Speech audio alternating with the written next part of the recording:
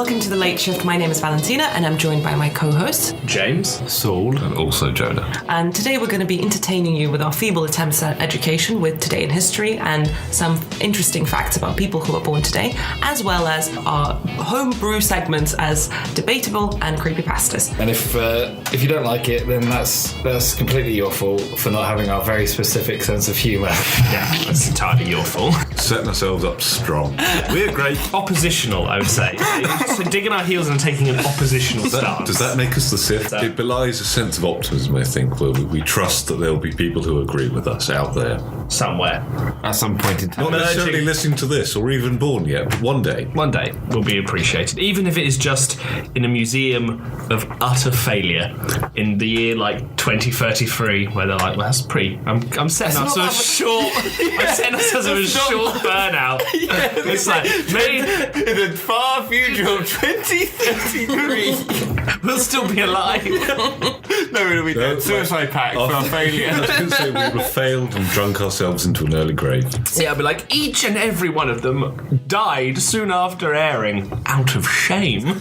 See, I assume your museum was ours because it's 2033. What, that we roll in the bad podcast as the foundation of our museum of failures, and then that's a good idea. Just they're like, how do you know so much about failures? What gives you the right to be the curator? And you're like, well, I'll tell you. I was part of the Late Shift podcast, and they're just like, okay, you're an expert. D&D. No, I have for dungeon. You know all about it. I like how we started off saying they're like, only reason I we're going to be great. Love us.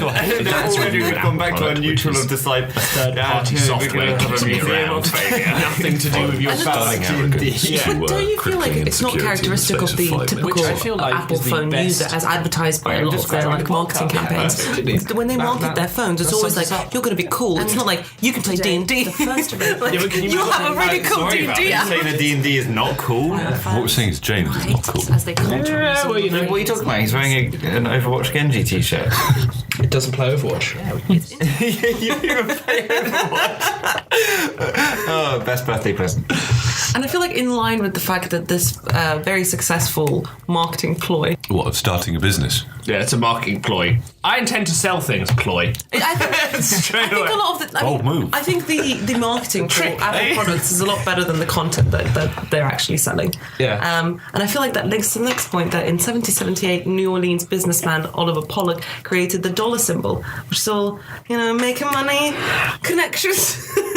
Was he doodling in like a schoolbook?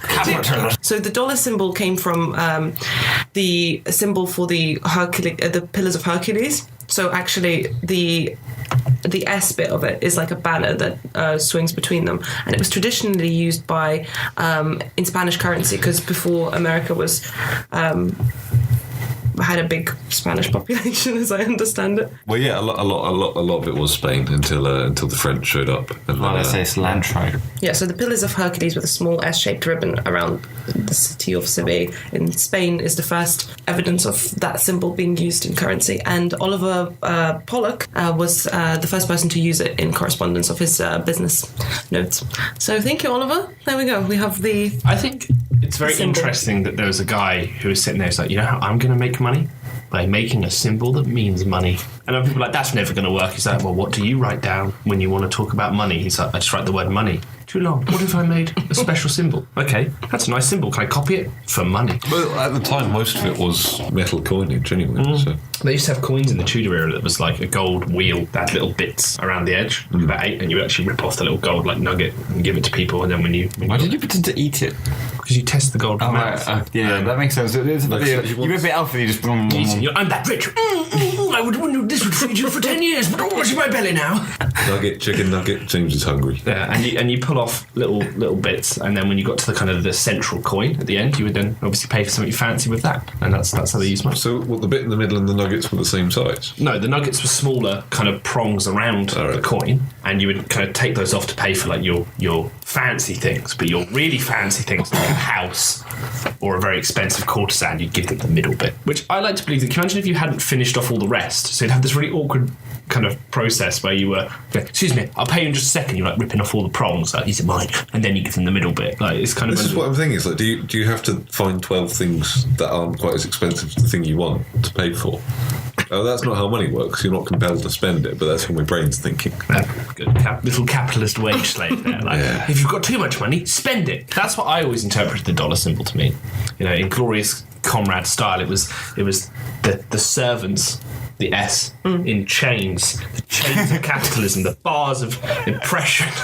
Whereas the pound symbol is just the pound symbol is just a squiggle. That's not that. It's just someone going. James, that can be said of anything ever written ever, unless it's got lots of straight lines. I feel like the euro symbol is probably the one that most because it's because it starts with the right letter as well. Yeah, I mean, It's like- the pound isn't a P. Yeah, it's like an L or an it's E. an E. I Yeah, guess. it's a fancy E. Yeah. I'd say. What do you guys think about like Called F. musicians and celebrities using like special symbols in their music, like Kesha with a dollar sign? Do you mean or... the treble clef or? Oh right. I find it funny when you get people's usernames when they use like what you'd almost call like fancy letters from other like dialects, like the Cyrillic alphabet. Yeah. And like, you know, like the B symbol, they'll be like, my name's Barry, but obviously in Russian the B symbol doesn't sound at all. It's V, so Vary. Vary. Yeah. But they put it because they're like, you know, they'll put like Barry, big boy. That's a bad name. Don't use that name. As opposed to his brother Barry, normal boy. Barry Big Boy Jr. This is a musician and not a porn star, right? No, I was talking about Hello, it's Barry Big Boy. Barry Big Boy. He's wonderful. His real name's Barry Big Boy, but his alias is Barry Big Boy. Who could it be? He does that thing like Seal where he turns around and they're like, who could Barry Big Boy really be? What about Barry Big Boy? You can't just accuse people of having similar names. That's how your boy's paying taxes, is because he fills everything out for Barry Big Boy. Wouldn't you think that if you were like a famous musician, like I would personally I would name my kind of official company something ridiculous. Like if I was a video game, anything, just having like, you know, you're like, our branding is like Dynamic Games. Our real company name is Shitting in the Dark Incorporated. I mean, you're forgetting something, James. Our name is Late Shifters, but we think about it. We have a choice. Are you saying we're late to deliver a bowel movement? No, I'm just saying when we have a company name, To be fair, we can actually choose whatever we want. to be fair, sheep shift actually means manure. So Yeah. I'm just saying. There you go. The Sheep Shifters. Sheep Shift Incorporated. Well, we have to have it. There'll be a farmer there going, Tim raising his glass, be like, good one. Of course, he'd have to know our legal processes. He'd have to be involved in that. There's a leak. For some reason, only he knows. Well, no, He's flipping through his Yorkshire local, like. I guess when you're using company names and things like that, that's generally for banking and things like that. Yeah. So your bank you'd bank with Sheep Shifters with the. Oh, I like that. Yeah. Especially seeing as when we start getting just random emails from people asking for manure. Yeah. I don't know if sheep shift is quality manure. I mean, I'm not an expert. I feel like people go for cow manure Yeah, first. like cow manure is the kind of Like a human. that's your bread and butter of And manure. it's I about don't want that to be my bread and butter. Well, I mean, of fertilizers, like I don't know if there's a business for it, like selling more exotic manures. There is that Backwater. coffee bean that is the most expensive coffee in the world, and the reason for that is because they feed it to a tiger, and then the tiger poops it out, and they pick up the beans. Yeah, to a civet cat. Yeah, that's They don't fit James. Like, this cat likes eating the beans, so they just find. They don't just have one in captivity. But, like, where did I get tiger from then? Why has that been led down to as tigers? Like them, like trying to wrangle like the largest big cat. I've got to feed it coffee. Like, please, it makes loads of money. Well, who was the first person to like have picked out the poo with these beans in and been like, all right, I'll make coffee out of this. Simple. Let's see how it goes. Hollywood-style hunter characters who are always going through the woods, stopping, seeing like a smelling steaming stuff pile of dung, always. and going fresh poo, and then moving on, and you're like, did you need to eat it to know that? I think it was a conquistador who had, been eaten one too many tree frogs and was he was tripping. Yeah. He was just like, it's coffee. It's like, and then it was. Here's the thing. I think what happened is that the just beans were boiling left shit. unattended. The beans were left unattended. This cat comes in, eats the beans, and the man who's like tasked with bringing those beans to somewhere else is like, oh no. Like, what am I gonna do now? He's like, okay, I guess just are they going to notice? Like, if I just pop it in the bag, like, fine. And they're like, this is the best coffee I've ever had. And he's like, I will need to find that cat again. Where's that cat? I really like the idea of coffee beans being left unattended, because it makes it sound like they need to be attended constantly. Yes, When these cats are around, they do. Yeah. It's like, this man just sat there like, what are you holding there? Just watching the TV. My beans. I'm just keeping them safe from the cats. But then, what's even more crazy is you'd look at that guy and you'd be like, that conquistador's clearly lost his mind. You'd turn, you'd find that he's like gone to the privy, come back, and then there would be a cat eating the beans, and you'd be like, he was right the whole time? Wait, after he realised that, he was like, can I do this with other cats? Can you imagine thinking of all of his failed experiments? He's scrambling. He's just got this list of animals, like, just crossing out dog. I like to imagine this. He goes on an epic voyage around the world looking for big cats. Just like sails to Africa, travels into the savannah, just finds a lion with a handful of beans, and goes. That he's been attending, might I add? I love this montage sequence of him, like, offering the beans, writing down furiously, shaking his head, and then all just coming back to being like, nah, it's just the one cat, the one specific type of cat. Like running down a back alley in London, throwing them at alley cats. I like that, and also the shots of, like, sunsets whilst he's on a ship cruising across the ocean. He's there valiantly, like, staring out into the horizon, like, Bag of beans. yeah, with his bag of beans, obviously attended. Did he bring this in? Just in case he left them on the ship and there was still a civet cat hidden somewhere. I know they're the crafty things. Just coming out of the woodwork. He looks overboard, you can see them like go through the water, just following the ship like dolphins. If I leave these beans for but a moment. Just on a coracle. Yeah.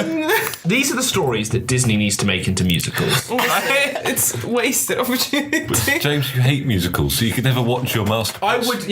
I don't like musicals, but would I like a musical about a guy whose quest is to find the perfect coffee that he feeds to a cat and sifts through its dung to overly price? Yes. The dung sifting song? Yeah, absolutely. And you've got Ark, like as in, "'Tis stolen by a cat." That's the first musical number. Then by old Hernandez is crazy, like he guards his beans from cats. He's a bit weird.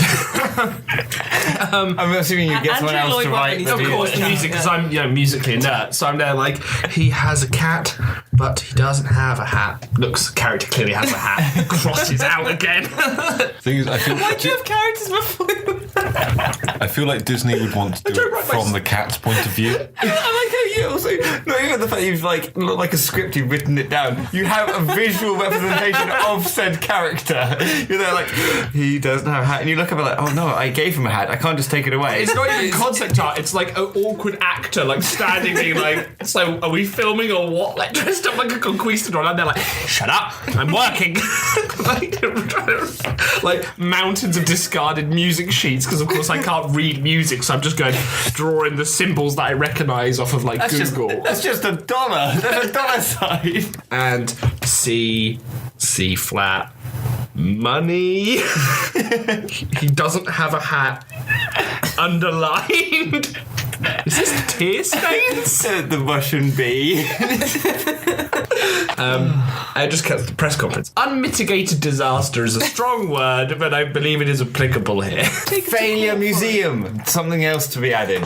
What else could you add to the Failure Museum bar? My attempted Disney musical. Do you feel like I'd even get past production? Like me just pitching it like that cat and a conquistador. Okay. I reckon that would get you in the door. Yeah, and they'd be like, okay, tell me, cat eats coffee, yeah? And what happens then? Does it get powers? No. Poops them out. Powers? Straight away. What do you mean powers? I know, Disney it's films. Really quick. It eats the coffee, gets powers like, anxiety, but energy. I'm very Alan, and I'm the fastest cat. I eat coffee, and then people keep hanging around my toilet for some reason with bags of money. Very Alan. Why do they bring money to a cat dung pile? They're going to pay him? Because they've got so much, because it's worth so much money. They're just like, I don't want to keep all my cash. I'll just give it to the cat. Do you think the cat eats the money? It turns into coffee bean. Better money. Better money. No, I feel like that's the sequel. So if you feed it rubles, you get dollars. Yeah. It's just a concept. It's called like Coffee Cat 2, Global Financial Crisis and Inflation. And like, I didn't stop to think if I should do it. To be honest with you, when I saw it made better money, I just kept feeding it, and I've destroyed the world's economy. It's a lot bleaker, that one, may I add. And also, in standard Disney style, the animation is appalling for that one, even though the first was live action. They've just got some guy. Live action? Yeah, it's like, I want to, because Disney's going all like live action now. I like the idea of it being animated because then it would also completely disregard the fact that you had a live actor dressed up. It's like, are we filming that? No, it's animated. No. Go home, take £10. I just... I want my costume back there, drag cleaner first. Yeah, cheers, thank you, Gab. I struggle to imagine that, like, this is a concept. A guy brings a bunch of beans that have been shat out by a cat, and he just brings them to the person who's buying them, and it just goes really well. Because when you think, like, back in history, loads of innovations always met with protest. Like, when women were too good at, like, looking after somebody who's injured, they were like, instantly, witches, gotta burn, gotta take them out. Which brings me on to our next point in Today in History, which is the story of Cotton Mather, who apparently, in a lot of literature, when it comes to discussing the Salem witch trials, is always accused as being the main ringleader and things like that. But a very short Google search has revealed to me that the story thickens. It is not, in fact, as simple as it may once have looked. I mean, when you say short Google search, was this still page 1? Or did you... It was page 1. Okay. So that's there's short Google search, which is the first result. Like, I'm sorry, I consider after like 2 or 3 results, I'm on medium Google search. That's what I'm saying. Going to As the soon as you hit second page, that's like an epic. Deep. That's deep. Yeah, that's like like There and Back Again, A Hobbit's Tale by Bilbo Baggins. It's like, I went to the second page of Google and people are like, don't believe you. And there was a dragon. There was a dragon hoarding treasures, which is that unrelated website. It's like, these are all the things that Bing will throw up immediately. I have them all for me. No one cares what Bing has to say. Bing cares. As does Internet Explorer, which is like shackled to it. I mean, like it needs any more bad press. Like Microsoft, they're like, let's just shackle Bing to it. Please give me a chance to live. Says, boot it out the door. Excuse me, says the man that I think when we first became friends, when I first came out, one of the first times I went around your house, your laptop had Internet Explorer with Bing on it, and I remember commenting on it. You can't. Oh, You can't. Don't forget your roots. No, wait. It's Microsoft. Because I pointed it out. I was like, "What the hell are you doing?" Yeah, but I didn't use. You didn't know any better. Is that what you're saying? Like, yeah, I was like 16. So I'm just saying that you should feel That's shame. too old. it's too old. Google Chrome was invented like that year. I used Oprah when I was 13. Did you? Firefox as well was that. And for? Safari and stuff. Well, like, okay, cool. Like, congratulations. Take your internet crowns, plant them firmly on your head, and wait to be showered in the rewards that comes. What's that? No one cares. Look, upon the horizon, barren absence of any and all people giving a single... Barren. Yeah. Barren. Okay, can we get back to the story? the salt when James is cornered. Yeah, I'm like a cobra. Cobras don't spit salt. They spit venom. You're spitting salt, though. Okay, name the animal that spits salt, Jonah. You see? Well, I guess technically a whale when it regurgitates salt water. Thank you, James. Okay, cool. I'm a cornered whale. How do you corner a whale when you have the ocean? You know, surely like You get into, like, escape It's the shower big net. Ask killer whales. They do it all the time. They pin them in little coves like narwhals. And That's rip them why to they shreds. should be designed to also go like down, just have like a. Well, like a submarine. Like just a whale descend. just goes. Descend and just goes down, but like at a rapid pace. I think they can do that. Evolution will allow whales to just descend. But like they just like tense up their body, just go like kind of a big banana shape, and then they just rocket down to the bottom of the sea. Yeah. Well, you want That's how you catch giant squids. They do not see it coming. They're like in the dark, like. Huh? I'm not even going to attempt to wrangle. I was going to say, do you want to talk about witches? We're in the land of Barry Allen. Like, it's too far gone. I was going to talk about witches. Do you guys know anything about the Salem witch trials? Has that been something that's ever interested By you? its marketing? The excitement of the world of 1692 New England. I do know that the witch that trials, rousing? a lot less people died during witch trials than people think. That is very true. Yeah. Yeah, like people think it was like everyone was being. It's like kind of 20. Six. really and it was actually just a big house fire that just got blown out of proportion. Do you know the really interesting thing about like reading up about it is that a lot of the population believed in witches. There was no contest regarding whether there are witches or there aren't, and there wasn't a problem technically by law about witches existing. The problem and the thing that you could be persecuted for was using witchcraft to cause harm. So that was it. Like as a witch, you were calm, but in 1692, I don't feel like you were calm, Val. Like you'd be sitting there, be like, just being an old witch, just looking at, just in the mob, like sharpening the pitchforks, and you'd be like, very calm, just going to drink another of my herbal teas. Well, clearly probably not going to someone else's house. well, clearly not calm enough because in a matter of weeks, about 150 suspects were charged with witchcraft, and in the Massachusetts colony, frightened men, women, and children believed that the devil was on the loose. And this all occurred because of a singular incident, which involved a crazy woman who was keeping children hostage in her house, basically, who claimed to be in leagues with the devil. And when they... Well, she claimed that? Yes. And what are you going to do about it? She said triumphantly. Yeah, burner. Yeah. Can I point out, it must have been so much easier to kill people back in the day. It's taking a dark turn, James. Just wait, hear me out, right? Saying that nowadays... You've got to get the gloves, the DNA. They've got to get like the hazmat suit on. You've got to there's people everywhere, so you've got to stalk and learn the routine so that you don't get seen by another soul, because very few people live out in the wilderness. Back James, then, this can and will be used against you. Just wait. Okay, fine. Hi, laugh in the face of you. Crown Prosecution Service. They'll never catch me. It's not like we're putting this on the internet. Yeah. You then so you have to obviously you stalk and kill your victims. So you've got to cover it all up. Back then, right? I want to kill someone. I just went, Millie's a witch, and they'll be like, "How do you know, James?" And then I just lie. They can't prove me wrong. I'd be there like, "I saw her fornicating with the devil in a field," and they'll be like, "Did you do this?" "No, I was at home." And I'll be like, "That's something a witch would say." And they'll be like, "Yeah, burn them." It must be so easy being a detective back in the day. You just walk up to a body and you're like, "Well, they're dead. Did you see anything?" "No." "Okay." There weren't any detectives. Unsolved. Justice. Pardon? It's mob justice. Not all the time. They were town guards. You go and report to them. You'd be like, "Someone's dead." And they'd be like, "Have you done something about that?"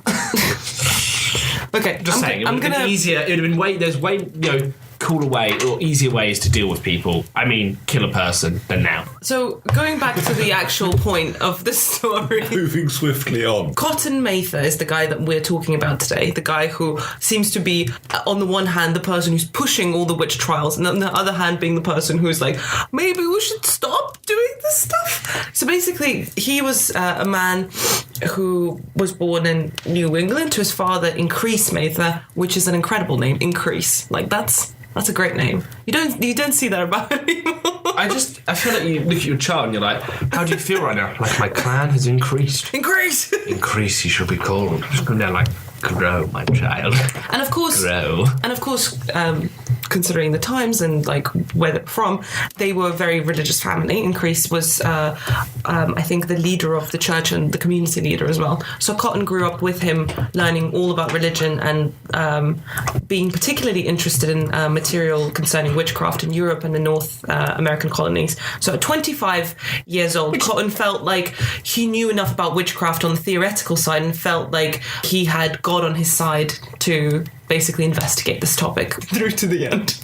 And so this whole Salem witch trials began because this woman, and I think this can fuel the feud between the Irish and the English, because she was an Irish woman in a New England colony who basically openly professed to be in league with the devil, and under the spells of this wicked woman, these children became really violent and fell into terrible fits and lost the use of their senses. So there were 4 children that she was basically keeping in her house, and she was like, Can I just point out, I feel like that's just a case of mistaken identity. That's just an angry Irish woman. I've been around Irish angry. They'll be like, "I'm in league with the devil and I will curse you." I think she's probably just being dramatic. Yeah, she was being dramatic. But the thing is, right, these children were unexplainable to the community that they were in, because they were obviously having these fits. They suffered from these inexplicable, agonizing pains, screaming all the time. They were just not what the people wanted to see and feel normal about.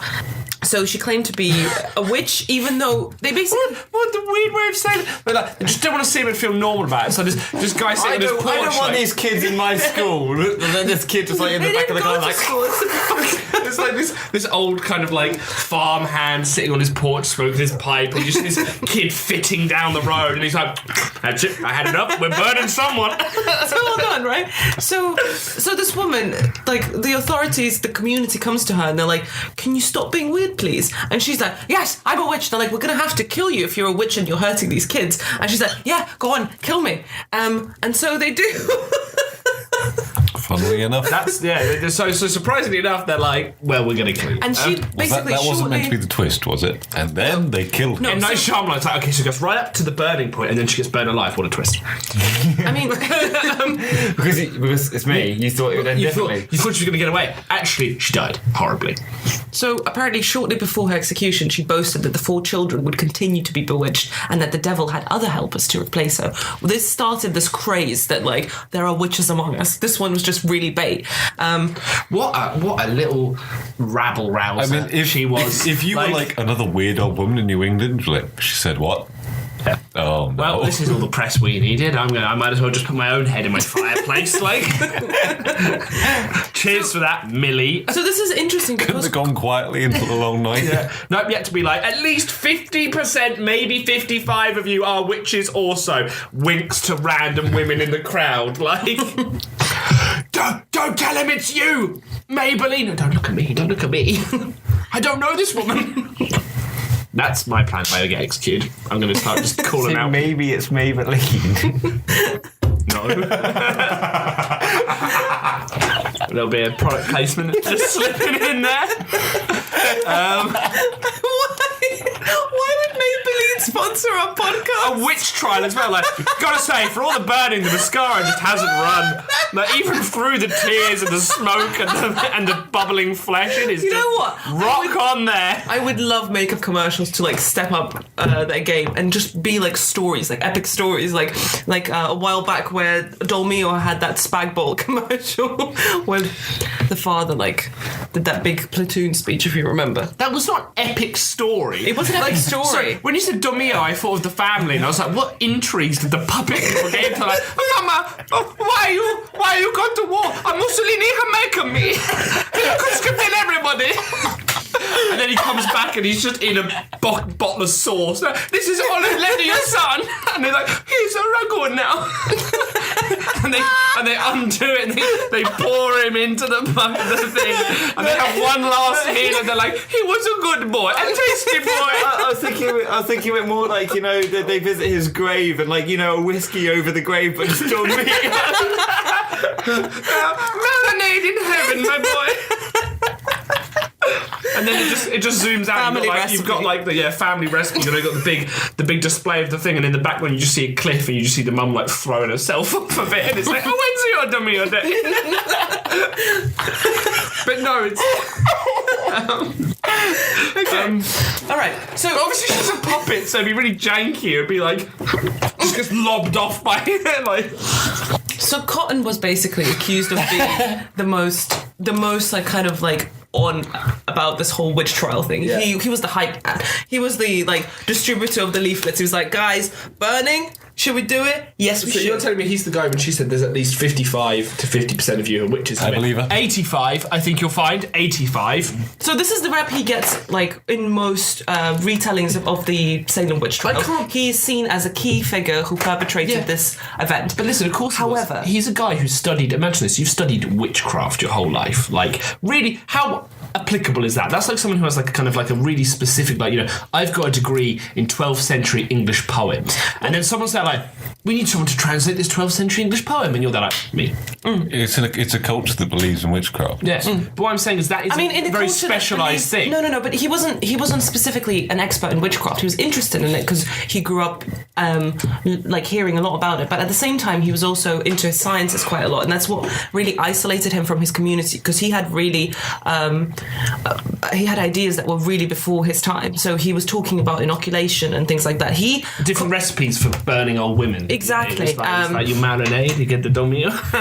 Cotton Mather, like despite whatever role he played in those Salem witch trials, actually had a really huge role in the way that we think about hybridization, which is the practice of crossing two strains of plants to pass on like favorable traits, which is obviously still really important in like farming Massively and things. important. And he was the one that basically promoted the use of inoculation when his community were getting sick. So that kind of man who depends so heavily on science does not sound like the kind of person who off the bat will be like, yeah, just burn him in it. Whatever. Maybe especially considering this story. So when this woman claimed that there were so many like other helpers that the devils like, got wrapped up, like Maybelline and L'Oreal, She just looks at L'Oreal and she's like, no tears now, we're just getting burnt. She's like, you know you're worth it. my wife is making references to future commercials, she must be a witch. So when these children obviously were abandoned because their guardian torturer woman was burnt or Is that executed. what she would write on the census? Like, Guardian what's your relation to this child? Guardian torture woman. So Mather basically Imagine took that it upon parenting. himself. You were the guardian torture woman? Yes. And your child's having fits at school, as intended. Right. That's worrying. I may just contact the local elder and tell him that. Okay, you do that. I'm going to have this child too. No, that's someone else's child. Now I'm taking them too. Fits for everyone. The devil's my lover. Like runs out of the room. It's like we may have to burn this one. She seems pretty committed to this. So you are little Jimmy's mother? No, torture guardian. Okay. And Jimmy's. Do you have a husband? Jimmy's father? Satan. Beelzebub. Satan, you say? Okay. Okay. 1 second.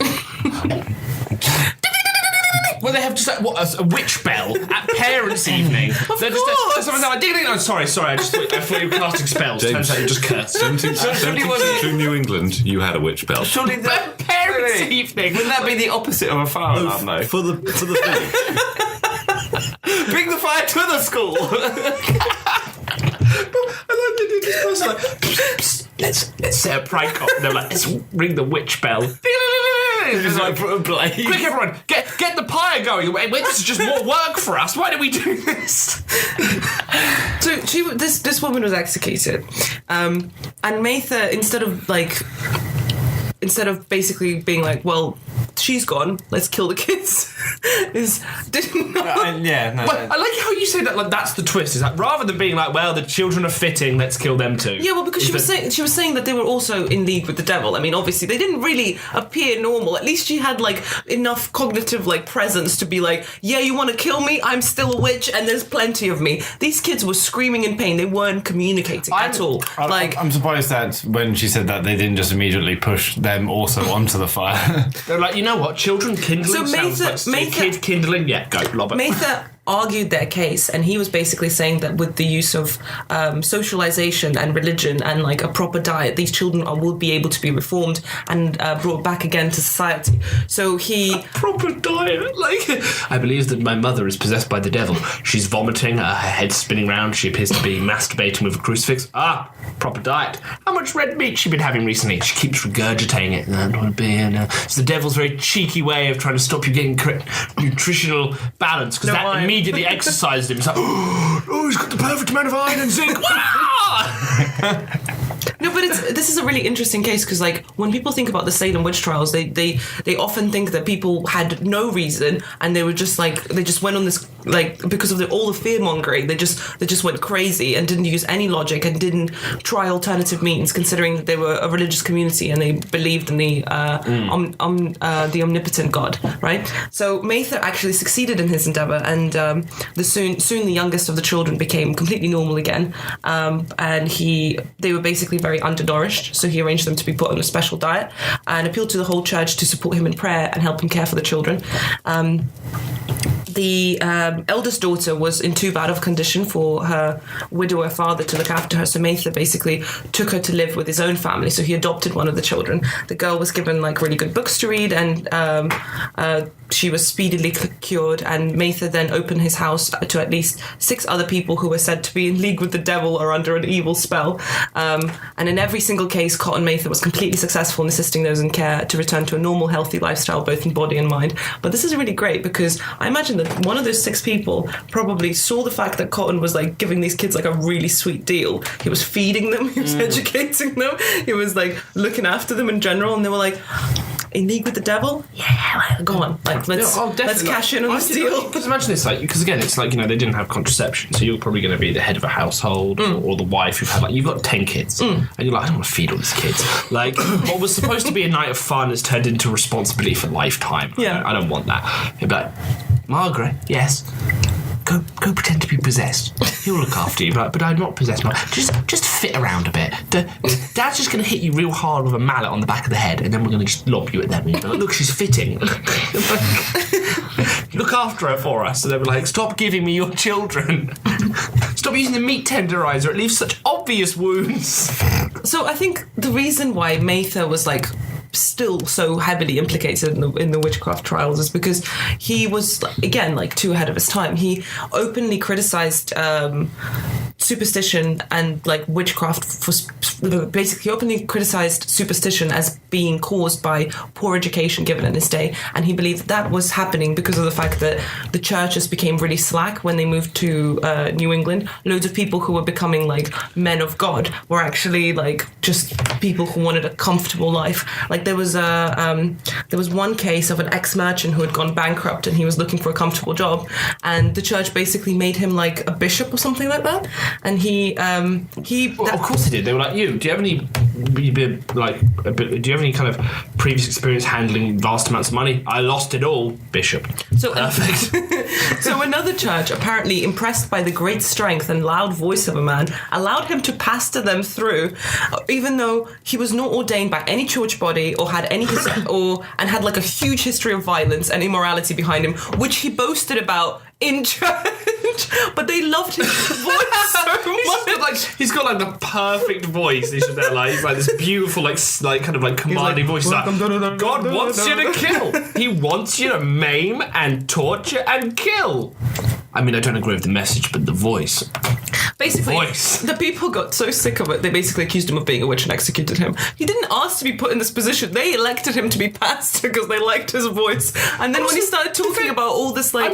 I'm not trying to be horrible. He kind of deserves it if he's there, like, I've kind of fallen into this position where I've been on the power of my cool voice. I've been given a cushy job.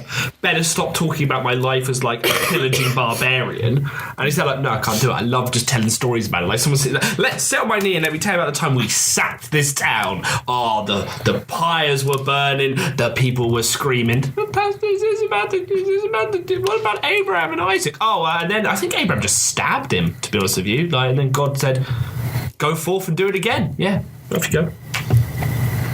Bible study's over. I'm going to go off and talk about how much cool stuff I've done in my life. You know, I'm pretty cool. I cut a guy's head off with just one chop like that. Just came straight off, and we all thought it was really cool. And they're like, yeah, just burn him. Like, just you're clearly not learning what it is to be a priest. No, has he not seen priests before? Is he just sitting there going, what do priests talk about? I mean, I've never gone in a church because I've been too busy just raiding around the place. Do they talk about just what they've done in their life? Do priests just go, so I kind of story time this church and I just stay here all day? Can you imagine how boring that would be in his head for most priests? Like, what have you done? Clean the church today, and in that message, go forth and be good Christians. Goes back to sweeping. If anyone could donate, please. I have literally nothing going on. I live in this room and I work in this room.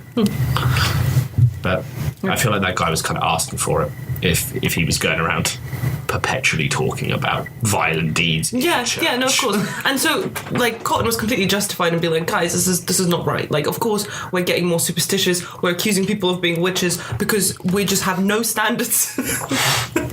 And not only did he criticize, he also like implemented change himself. So he started loads of these youth clubs and like he was helping people. Apparently, one of the people that he looked after was Benjamin Franklin, was one of the youths that came to Mather's care. And when he reached high office, he even testified to the teaching of Mather, which helped him remain humble whilst he carried on with the wings of fame. And so he was a solid dude. Well, he did burn people alive, though. He didn't. Everyone did back then. Yeah, it was just afternoon tea. Burning wood strike me up. No, but I just Basically, he's a complicated figure. I wouldn't say like he's a good dude. Apparently, when Cotton heard of the first arrests of like the 150, he went straight to the court and requested permission to take care of the accused, because his whole thing was that he was trying to show that this was all poor education. So the reason Cotton was able to be accused of being like a terrible person is because he wrote this book called The Wonders of the Invisible World, in which he basically detailed his experiences with trying to reform these individuals which have been accused as witches. He was talking about the benefits of a proper diet, socialization, and education. And then once he's published that, this gentleman called Caliph published a sequel called More Wonders of the Invisible World, in which he listed like all the different things that were supposedly omitted from the first novel. Things like that he abused the young accused witches in care, like all this kind of stuff that he literally just made up. There is no proof of Cotton actually doing any of this stuff. And the crazy thing is that a lot of the time when people discuss his role in the Salem witch trials, a lot of the time this book is used as a reference, even though the narrator is clearly like not been proven as being reliable. Neither is Cotton, to be fair, but it's not fair. If you see what I mean. History rarely is. I think it's simply another case of history where somebody who was like too ahead of his time was just roped into a terrible thing because they're like, whatever. As I said, I don't want to give him that blanket check yet. Like, it was a very kind of iffy situation to be attached to. I don't want to be like, and what an honourable, a pure man caught up in a world of burning women alive. Well, if you think about it, so he, when kids were being accused of being possessed and things like that, he took them under his wing and tried to educate them and things like that. Nowadays, we just give them Asbos. For having fits. No, but for being unruly and violent. Or medication.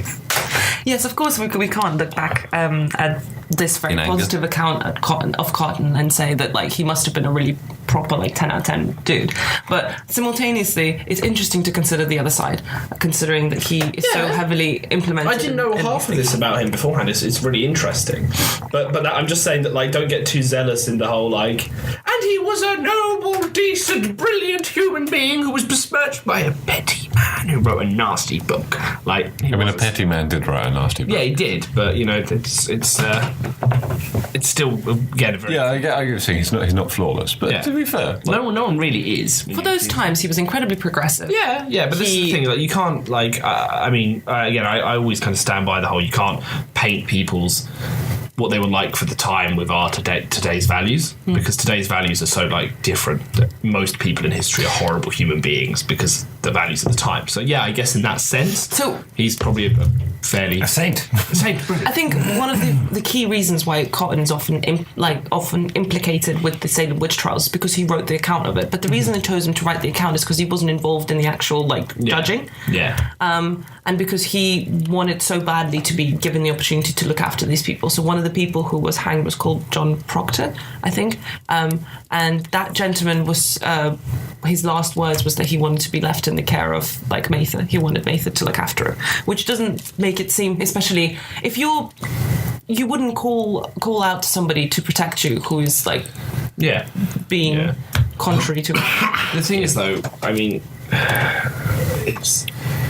it's a complicated kind of, because again, it's that whole thing arose because it was like the area wasn't correctly enforced.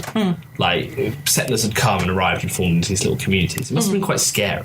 Yeah, because up until that time, say if you'd come from England, you're like, well, you've got the king and the crown and all this kind of, there's strict rules you have to follow. Like, your village elder can't exactly just be like, burn them, because they'll be like, well, you have to go through the law. The the crown will have to say, and then the crown can still be like, burn her, but whereas in that town you could be like, oh yeah, I upset Mike the other day, I cut the hedgerow too short. Isn't he the village elder? Yeah, I'm a witch now. He's gonna burn me. I can see him over there, he's talking to his wife and they're both nodding and pointing to a diagram about trying to link me to Satan, being like conversing. Can see it through the window. Yeah, I think probably should have left his hedgerow alone, but it was so untrimmed. I really like the story because I've never actually looked into the witch trials at all. I didn't know much about them, how many people actually died, where it happened, and what it came from. So props to that Irish woman for starting craze that killed 150 people. I mean, as much as a lot of people died, I always have like a little bit of respect for the kind of the mad characters of history who just mess up everything. They just seem totally committed to just being like, no, it's gonna go off right now. And people are like, we'll give you a chance. Don't just mess everything up for everyone. I'm doing it. You know, actually, James, you saying that, I'm pretty certain she was just saying that because she was stubborn. Like, my grandma does this all the time. Yeah. Not keep children around and drive them mad. No. What my grandma does is that, like, when we're having a fight or something, she's like, yeah, don't need you anyway, whatever. Like, she's just really like... You're probably a witch. Yeah. I just like... all women are witches, as you we running found up to out. your grandma being like, I had 5 fits this week. Good, got up those numbers. 6. Try screaming in the night as well and howling like a wolf. Really scare the villagers. I didn't live in a village, I lived in the capital. Oh, did you? Mm-hmm. There we go. So other things that happened today in history was that in 1836, Charles Darwin boarded the HMS Beagle and reached the Cocos Islands, where he basically made a lot of notes about the variation in coral, and that was a big part of the evidence for his theory of evolution. In 1905, the SOS signal was first adopted as a Morse distress signal by the German government, which they got to make some use of in 1915 during World War One. Or maybe before that. We don't know. Maybe. No, I feel like they were like, no, we've invented it, we'll wait 10 years. 10 years, then we can use it. Some guy's like, what do I say? I'm so into I need help. We can't use mine, it's I've copyrighted it. Use something else. HELP? Damn. I like how only works in English. Yeah. I like how your impression of Morse code was a man shouting like ba ba ba ba ba ba ba ba ba. My God, he needs saving. He's like in an avalanche. Like the Saint Bernards are coming. Dogs don't know Morse code. You train them. Do you not think the Saint Bernard is a good enough doggo that when he hears a random man half buried ice go ba ba ba ba ba ba, he's not going to come and give him the little drink that he has? It doesn't matter because he can smell No, him. they give him a drink. They give them all their little. But why would a drink help him stop drowning? Well, because he's in the avalanche. Meth. I see. They don't use some Bernards at sea. If we said it was meth, like you just go. No, because actually, well, because alcohol lowers your core body temperature, it's actually really bad to give alcohol. Yeah, that's why It's they. more milk. Yeah. Yes, warm milk Straight from the mother's teat. from the dog's teeth. You're there like. It's just this dog just sits in your face. Drink, my boy, grow strong. Soon you will move, Mountain. Doing a Luke Skywalker. I must go. Another cub needs me. Why did I say cub? I mean pup. You're there like, I don't know what happened, but I kind of just want to let the cold take me. Got teabagged by a big dog. You're one of those hard survivors, like write a novel like the Saint Bernard's teeth and how I survived the deadly adventures of my mountain trek. It was only later When I realised it was a human. No, it was In just a dog suit. just a wild Bernard. A wild one. Yeah. Hello, child. We are the survivors of what? No time for our tale. Just drink. Just our teeth. You have no choice, poor man trapped in the avalanche. The mountain has turned against you, but with my guidance. My original point was Second is Disney that film. if a dog can smell and just has to hear your voice, why teach it a specific sound? But then. And also rely on every mountaineer to go. I mean, Jonah, like you are trying to now apply logic to an already ridiculous scenario. Wait. Ba ba ba ba ba ba ba. No, he's just getting a text message. Right? That's fine. SMS. Like, Yeah, he did. Yeah, mate. He's just text message. No, he's fine. Leave him. But even though all we can see is his boots, he wants to read it privately. That's why he submerged himself in the avalanche. I want to see James do that. If we ever have like snow, if we're on like a sand dune, and James gets a message like, just dive into the sand, like I need some privacy. Well, the problem with avalanches is that you get turned around. and you don't know. So essentially, a lot of people actually dig themselves down. It's real inconvenient. You were going one way, it comes past, you're facing the other way. Yeah, but no, because you get spun round. Obviously, you're there like trapped in snow, and you're like, I'm going to dig my way out. And then you dig, and obviously, little to your knowledge, you're actually just burrowing deeper. So the way you do it is by spitting. You're looking for the nest. Spit, and if obviously it dribbles along your face. Like, I mean, at this point, it's not about the looks. Like, you're not going to be like, dribbling down my own face would be rather silly. But if you dig deep enough, you find the land of the St. Bernards. You do, yeah. And then they're like, welcome, child, to your destiny. I like the idea. Fountains of milk. You can just drink from. Yeah. I feel nourished. Now I will move And you just look up and there's like 3 of them just squeezing teats into the fountain to refill it. You're a boy dog. Yes. Am I going to do this now? And as you slowly grow fur, and you're like, I will become one of you now. What is happening? Just somewhere, someone is just writing the fan fiction down like, yes. I like that somewhere within this Like pencil round to a nub, like, yes. I will dig deep into it. I will become a St. Bernard. Some strange creatures we just. Anyway, I like that somewhere within this segment you started giving advice about how to dig your way out if you found yourself in an avalanche. I like to imagine someone's just been casually walking through the mountains listening to our podcast. They get hit by the avalanche, and they're like, okay, so I have to spit on my face, then I have to dig down to the land of the St. Bernards. So the spit, right way, digging down, I'll find them. Is that before or after I shout ba ba ba ba ba ba ba ba? Like, you know the worst thing is? Probably in the depths of hypothermia, that poor sod is going to hallucinate that he's found that land, and they're like dying on the floor. Yes, rivers of milk. I will be one of them. Like, he's being airlifted out, and they're like, we're losing him. Like, even the men have teats. Like a little collar just starts to form around his neck. What, it is like vision, like, I hope. Like, well, no, they're wild. Why would they have collars? Those are the shackles. That's how they carry the milk. No, they carry it from the teeth. yeah. Or established it. It's not like So they're Luke Skywalker. It's not like they Yeah, it's not like they pre-milk it into the little kind of keg, run along when they're like, take some. Is this milk? Straight from teat. Yeah, straight from the teat. Unpasteurised St. Bernard's milk will keep you warm, alive. can't go no off. matter. Right. But in seriousness, let me finish. If you're in an avalanche, Right now. you dribble. Yeah. And if you dribble, obviously the drug runs down your face where gravity is. You can then tell which way up you are, which way you're orientated, so you don't dig in the wrong way, and it will be quicker for you to get out. What if it's Is that sideways? down your face or up your face if it's going past your nose? Well, say for example, If you if spit, it goes right? past your nose, say if it runs from your mouth to your nose to your forehead and off, you're like, well, I'm upside down, so better not just dig in front of me. Better dig, try and invert myself, because obviously you're trapped. You don't know where you are. It's the same when you're cave What's the diving. kind of survival rate? Except you if can't get dribble in trapped cave an diving, avalanche? so obviously you just dribble into your mask and you're like, that can help me. I have no idea where I am. How But likely- getting disorientated is the hardest. How likely is it to survive an avalanche? Not great. It's not the best. I mean, it is being hit by like an entire Mountain of snow. snow, yeah. But people do. And then If sat you on do- my I dog. wonder if being caught in an avalanche is like it gives you a greater chance of survival than being caught in a tsunami, for instance. I'm sure. Oh, absolutely. Like getting hit by a tsunami is like, it's like being like, do you survive a better chance of someone lobbing dynamite at you or being hit by a nuke when you're the one who the nuke lands on? Just being like, sorry, Margaret, I was thinking, we'll get those factors in. Donk! Bang! And because the tsunami is like, tsunami is so terrifying. is like unstoppable forces, whereas a tsunami, an avalanche, they can be stopped. Like they like to say they can't, but they can. If you just tell, gotta be quiet. You tell them off. Yeah, stop it, Adam. We'll go around you. Like trees survive. Have you seen any trees surviving tsunamis? No. Some. I mean, you don't see many trees on the beach. It's not. It's not like, oh, here's the mangrove forest. No. That's why you don't see them on the beaches because they've left. They've left. I'm like, It is the sand oak mighty tree. with its deep roots. Yeah, drink. We must feed it sun cream so it can survive. Ew!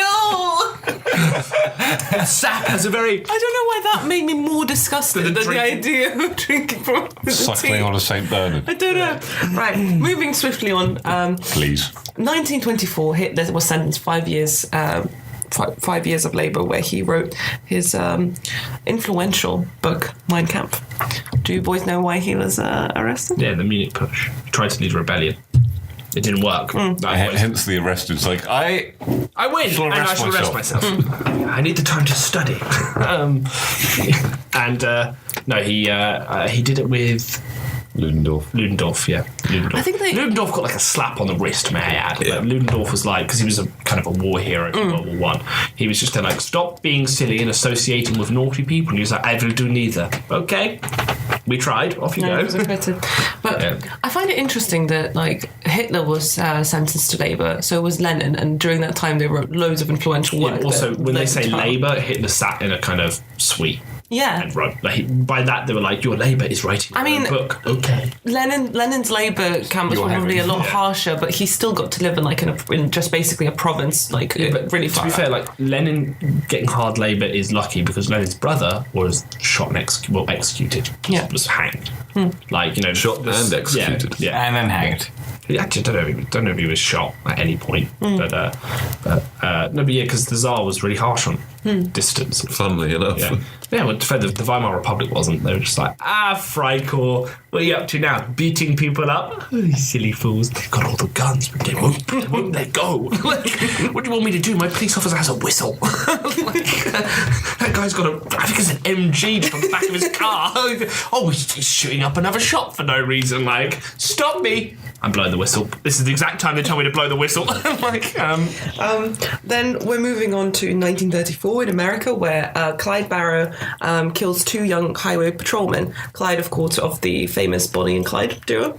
And this was a really influential part of that story because previously Bonnie was seen in the media at the very least as somebody who was like just coming along because she was in love with him. But Bonnie and Clyde actually had like quite a gang because when you see it romanticized in films and TV shows, it's just them two on the run, and maybe that was the case when they were finally caught, but initially they were committing these robberies and killings in a group. And so when one of their accomplices was captured, he claimed that Bonnie had shot one of the patrolmen, and she was laughing the whole time and saying that his head resembled a rubber ball. And in the times of 1934, first of all, the fact that she was complicit in criminal activities and she was so blasé about it was obviously incredibly shocking, which started this whole manhunt and like basically meant that like loads of resources were applied to capturing these two and killing them dead, which is what happened. They died together. And fun fact is that she died with a ring on her finger, but she wasn't married to Clyde. She was married to someone else who was in prison. And when he heard that Bonnie and Clyde had started doing these crimes, he said, "Good on her, proud of her." Well, you were making the joke that the Freikorps have all the guns and the Weimar police had none.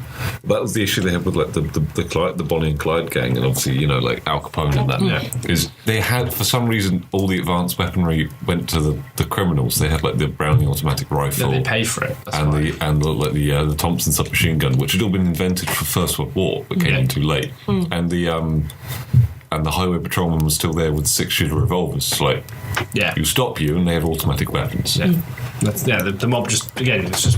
So I think when they actually killed them, they actually made sure they had police with the same kit and just went after them. Yeah, I mean, John Dillinger got a- shot in the back of the head when he was coming out of the butchering. cinema or something. Yeah. Like, it was just like, that was a good flick, and then just some like FBI agent ran up and went, you're dead. Do you think he was like, "Oh, I'm so happy I've seen that. I can die No, I peacefully bet he watched. You rang. He's like, you know what? I wouldn't even be sad if that was the last film I saw. But I've got The FBI brother was going, I thought it was shit. Bang. So I've got a funny story about Clyde. I mean, obviously there's nothing funny about what they were doing, but this is a particularly funny start to his like kind of criminal history. So he basically got sentenced to 14 years in prison for the fact that he was committing these robberies. He was about 17 at the time. And he had done shorter sentences before, but nothing that big and nothing as harsh. And when he was admitted to this Texan prison, the conditions were so terrible that his prison mate basically convinced him that the only way he was going to get out of doing work is if he basically fractured his foot. So he basically they basically got this axe and they axed through both of his big toes. So the guy was that's it. That's for the rest of his life. Clyde walked with a limp. But get this. To do that, like, but firstly, in prison, where did he get an axe? Like, excuse me, is that contraband? No. Puts hatchet under bed. So secondly, like, that's when you're going to surgery, they're like, I'm just having an operation done. They're like, okay, nurse, axe. What? Axe. Yeah, pass me the axe. That's a very imprecise weapon. It's designed for just hitting logs. He's 17. He doesn't want to do work. So get this. So he's like. I mean, I can relate to that. He gets out of doing the next couple of days of like service because he's in agonizing pain. So he's laying there in bed when he finds out that around the same time that he was doing this to himself, his mum was petitioning for him to be let out. So 6 days later, after he's completely mangled his feet, he gets to leave the prison. But he already walks with a limp for the rest of his life. It's just... All he had to do was just be patient. You know what? I guarantee you. I would have waited at least like a month before I resorted to I guarantee you that the warden was looking at that request, saw it come through. For the axe. Yeah, and saw it come through. He was just there like, wait, isn't this the boy who just mangled his feet to get out of work? And then he just starts laughing, comes down, sees him in the infirmary. He's like, guess what, son? You're getting released. And he's just there like... You're like looking down sadly himself. He's like, yeah, you're free to leave. Yeah. Walk out if you want. Yeah. Right now, if you need to. You might need to take a few days to just, walk it off. Like, so tragic. Do you think that's not tragic? This is a budding criminal. I'm not like, oh, what, poor him. I mean, the timing is really incredible. Perfect. It's just, but that's the thing. Like, do you think that's why they let him? Yeah, have that's what I'm axe? saying. Yeah, like, I feel like, I see that he's trying to sneak an axe in. Just let him. He's going to mangle himself. Yeah, he's going to get out in a couple of days. Or even that, I feel like the warden only allowed the kind of release form to go through because he was like, that is the kid that just messed himself up for life. Conspiracy theory: the warden pretended to be the prison inmate. The whole prison. The inmate. You should cut your feet off. What? He Like, pretended only to be the warden? He's still in his suit. No. Like, he pretends to be the inmate because he your is picture's just hanging over there. Well, that ain't me. That's the nasty warden. Cut your feet off. I brought an axe. I'm not going to axe you twice. I promise you'll get out of labour for like 48 hours. So just 14 years. 14, you'll be free to walk on out of here. Give or take. Use it now. I'll do it for you. Come on, give me that big toe. Don't stop you squirming now. You're squirming. Just don't scream like a girl. It's a normal procedure in prison. Just goes up to like the other prisoners and cells like, warden's at it again. Yep. Guess Clyde's getting released in a couple of days. He's doing the whole I'm your inmate thing with the axe. It's just good old hazing. Yeah. I hope we find the little scam. Go on, get out of here at the kind of hobbly pace you got now because I cut your toes off. So, 1934, they commit this killing, which then puts a target on their back, and they get killed. And then we move on to the 1960s when Dr. Martens makes their first boots, and I am going to throw the hatchet and say that's the reason for the swinging 60s. People saw these gorgeous boots and they were like, time to do it. No, absolutely not. In fact, I would argue that like the shoes, like Doc Marten didn't just go, here's a shoe, and then the hippies were like, free love, man. That shoe just doesn't make me want to fight anymore. I can go around stomping. There's really big leather. But like the boots that were used to crush the hippies' faces in as the police were standing on them, but and you're so like, good. Yeah. Oh man, I love it. This is what I live for. Nose broken. I want to say, like, I've worn Doc Martens for years, not got any free love because of them. Yeah. Why not? Like hippies don't just like jump in front of Joe and be like, abuse me. Like putting flowers in his laces, kick me in the face. Well, did you know that like Nuvox, the original Nuvox, is the reason why Buddhists exist? Yes, yeah. But it was like a shoe that is not quite a Doc Marten, but also not a deck shoe. Guys, definitely. I love the design for curb stomping. Yeah, guys, he's just sitting there in the chair. I love them. What would you do with Doc Marten? Like, that is a dissertation there that someone would read and go like, well, you gave it a good try, but it's a you. Doc Martens did not at all. There's no evidence to say that they linked the swinging 60s. What's with all these people in these nightclubs like just dancing and like stomping around? Yeah, I guess festivals you'd be there like stomping around like look at these boots. But I think it's the swinging 60s starting 66. Yeah, funnily enough. Well, it basically took a long time for the Doc people to Martens appreciate. Yeah, like the Morse code. Almost like they were entirely unconnected. Yeah, Almost. it's just like, like wine, they get better with age. No, they don't. At first, I thought... They get worn out. Their shoes. They look more comfortable. Yeah, Val's there at an auction night. This ancient boot from 200 years ago. Money goes up. Okay, well, £10? I'll pay 20. Well, okay, sold. And they're like, they get better with age. Perhaps if you keep them in the box, they mature. Yeah. Vintage duck martins. Moths have actually eaten the leather. That's how old these are. Those persistent little bugs have, like, through generations been like, this is our hole. Our family will get through this strange It's fabric. actually led to the evolution of leather-eating moths. Yeah. They're like, but father, what if it is not fabric? What if it is dried animal skin? Nonsense! It is flat, it is fabric. Continue chewing. Oh, God. As a family. I just, like, leather-eating moths leads to carnivorous moths, and then we're all doomed. Yeah. Because I could have a hole in my hand and moth got to me last night. But they're like huge. Instead of deodorants, walking around covering yourself in mothballs. Yeah, mothballs being like shot out of cannons to get them out of the sky. Like they come in. Smelling like my coat when it's Dad, super soakers, mate. What, full of mothballs? No. You must have a boring time. To take them off. It's like a spray. Oh. Yeah. Okay. So it doesn't spray water because they've got really This is a delicate really, wings. really lame post-apocalyptic future. Not even that big. Firstly, they can't breathe. Have you felt the power of the new super soaker? To be fair, do you remember when you were young? Leather-eating moths is the reason for Mothra. Yeah, done. Origin story. Like War of the Planet of the Apes. It's like, we tried to make a moth that ate leather, and now Mothra. It eats kaiju. Do you remember like when you were little and you had super soakers? No. And you'd be there, like you'd have like your normal one that you bought because your mum wasn't like, like I've got £500 to spend on a super soaker. But there was this one kid whose mum did. Who was like, I'm going through a divorce, so I'll buy you this Megazord, flipping thing. And this kid would rock out, and it would have like 6 different like compartments for the water, like one for acid, one for like water, one for soap. And he'd like come out and be there like chunk, and you'd be there, your little kind of one you got out of like the flipping lucky dip machine, and you turn and you'd be there like the fry core, like I got acid and soap, like just You've got the one that like leaks, hits you more in the than it teeth, shoots. pings to the back of your throat, like you're there like, oh good, didn't need those baby teeth, and just like shooting you out, like pinning kids down and being like, which eye should I fire out, jettison out with my pressure washer? And I hate that kid. See, I just had a pressure washer. Lugging it around. I'm gonna clean your yard, Yeah, missus. basically every time we were going to the Lido, I'd go to HSS Hire and just take a pressure washer and be like, You've got it boy. strapped as a backpack, and it's just there like all these kids like playing. But again, your age, like they're like la la la la la la. The door bursts open, like flipping 25-year-old soldiers charging out with the pressure washer, like Darwin.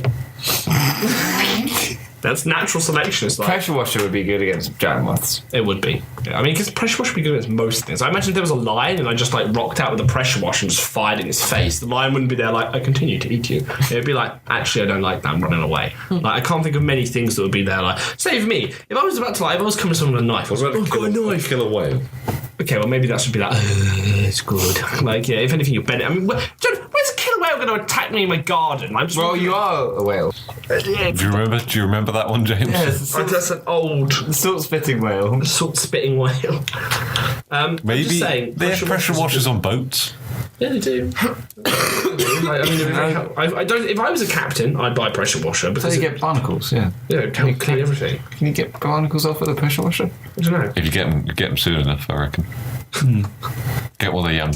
So in the 1970s, Richard Nixon signs a bill limiting cigarette advertisements, which meant that it completely changed the market of the tobacco industry, because previously we would have been seeing TV shows being sponsored by them, doctors smoking and recommending brands. The interesting thing about this is that Nixon was a really avid pipe smoker. He would go through something like 8 bowls a day and supported the legislation at the increasing insistence of public health advocates, basically. Yeah. So, because alarming health studies emerged around 1939 that linked cigarette smoking to higher incidences of cancer, heart disease, and by the end of the 1950s, all states had laws prohibiting the sales of cigarettes to minors, which is crazy that before then they didn't have them. I just like the idea that don't like the idea, but the fact is that when it first came out that like cigarettes cause cancer, the tobacco industry like paid to have these people shut down. Oh yeah. But they also, on top of that, they also started this campaign being like, no, smoking is healthy. And then they started another campaign being like, it's masculine to smoke, because obviously there's no better way to advertise to men than being there like, you're pretty tough, brawny, brave, strong, smart, but you could be brainier, tougher, and smarter. And you're like, yeah, whereas female adverts, it's like, if you don't have us, what are you? Nothing. And people will know you're nothing. And you're there like, no. And it's like, yeah, use whatever we're trying to sell you, because otherwise people will spit on you in the street. Whereas men, it's like, you're already pretty cool. Pretty cool, dude. Want to be cooler? Yeah, I do. Like, you know. But the really interesting thing about this event in history, about the legislation to ban smoking advertisements and promotion of it, is the fact that much like a lot of the success of the internet from its inception can be linked to the fact that adult film industry became invested and started posting a lot of material on there, and it gained this like universal kind of popularity because of it. Tobacco companies were the single largest product advertisers on television in 1969.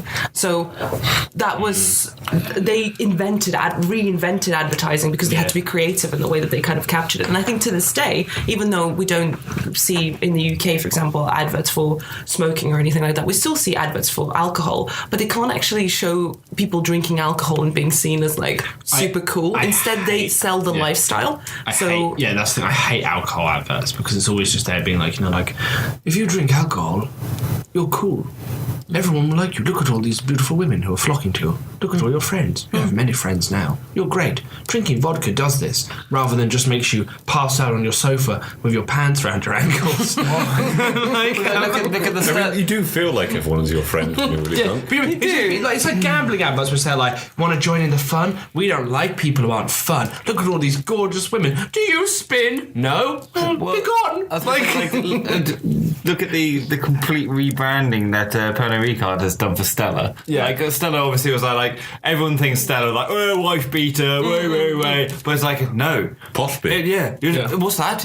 You walk into a posh bar in a foreign country, you order a beer, nice, Stella, smart, educated, sophisticated. Women will like you because you're so elegant. You sit there and they scrape the top of the head. Look how smart you are, they say, for buying this product. Yeah, and look at you. Yeah, great. It's strong though. It's strong as well. It's actually low in percentage now. Is Stella the brand that also like has delved into a lot of charity with Matt Damon? Or is that a different company as well? And then you've also got like... It's crazy though, because like, they sell like what? Like they're like, for each pack of beer, we give 1p to charity. We give a beer to a warlord. Thank you. The thing that kind of always gets me about alcohol adverts as well is, again, the way that'll be like, you know, like, drinking is cool, please drink responsibly. Or gambling adverts, which say like, did you know... Yeah, gamble aware. Yeah, gamble aware. It's like, did you know that right now, if you don't spend any money, you could miss out on our fabulous 10 billion prize draw? You got to do it now, but it costs £100 a ticket, you know, and the more tickets you buy, really realistically, you could probably get a better chance of winning that 10 billion anyway. Go on, spend. Please spend responsibly. You know, when the fun stops, you stop. It's just that, like, this is an addiction, and you know it. Like, it's an addictive industry. Like, there are people who go to these, like, you know, these Betfreds and these William Hills who just stand there on the machine. They can't help themselves. It's a complete addiction. And these companies are there, like, you know what's cool?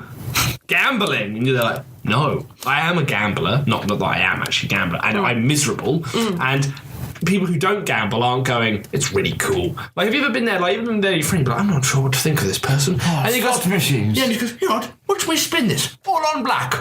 Well, it was red, but am I not cool? Yes, you are. It's sold. Let's follow him around and ask him his opinions, because they must be equally cool. But then, again, the female gambling sites with the bingo, it's like, did you know there's loads of great friendly people that you can chat to playing bingo? And I was just there like, there's a very social aspect. It's like, oh, you can make friends while spending all your money. Whereas, On like, an app. Yeah. Then that's what they said. It was You can do it in the comfort of your own home because you're obviously sat at home for some reason on the sofa with a cup of tea. At midday. Yeah, whereas besides this, but this is strategic marketing. For example, my granddad watches a lot of the TCM channels, which is like, you know, the old movies where they're like playing the best of John Wayne every day, all day. every advert is for life insurance. It's like, I was an old sad man, and then I died selfishly, and now my family had to pay to put me in the ground, and they did it really craply because they were so angry about how much my dead, lifeless corpse cost to get removed. So now I got life insurance. Now a group of soulless corporations will bury me, and my children can go back to ignoring me. But I'm done. Best one. But for my last remaining years, I have a free Parker pen. yeah. Every time, like, and then it's always stuff like that where it'll be there, like, or it'll be there, like, an advert being like, you know, like, you remember the days when things made sense, yes? Well, Yes, I do. Computers, crazy, huh? Buy this. Oh, they are. Buy this book. It says computers and how to use them. And they say, I might need to pick that up, James. And they're like, with your sausage fingers, you're never going to be able to wield an iPad. You'll be there like, I wish to press this. And then it will just explode into, like, colours because he's pressed every app simultaneously. But the thing is, they're all strategically marketed like life insurance. So one of them said, like, the glory days of Britain, the Spitfire. Now you can buy a model Spitfire. It's like, first one, $199. Every subsequent one, $14.99. 400 pieces required. What? Like, you want people to pay like $4,000 to build a model Spitfire? Yes. And you know the kind of people who they're like, I'm so poor. I've run out of money to build my little Spitfire, but I need just the top. I'm sorry, you can't pay the $14.99. You don't get the bit that goes the last propeller blade. No, it's useless. Like, and they just market them over and over. Like, again, these life insurance ones, it's like awful. Like, every second it's just there like, I fell down the stairs and died, and no one came because I didn't have life insurance, because my family knew it would cost them money to look upon my body, that they could be somehow financially culpable for disposing of me if they discovered the body. So they simply never came, and I withered and rotted until the dogs got in the cat flap and started feasting on me. Buy life insurance. That's what we're trying to say. Like, it's always the same, or like funeral cover cost. It's like, the end is coming and the reaper will have his due, but not charge your family. Every one of them, it's just like, and the thing is, it's like one after the other and after the other. It's awful. In 2004, Google announced that they were going to start an email thing, so calling it Gmail, and loads of people thought that it was fake because it was on April Fool's Day. Does it say it started with Gmail? My account was still Google Mail. Yeah, of course. Yeah, exactly. It wasn't even Gmail back then. NTLworld.com. I also had an NTL. I also had. I had a. You guys are all really old. An I had AOL. So my yeah. What was your first email? A really bad one. Hotmail.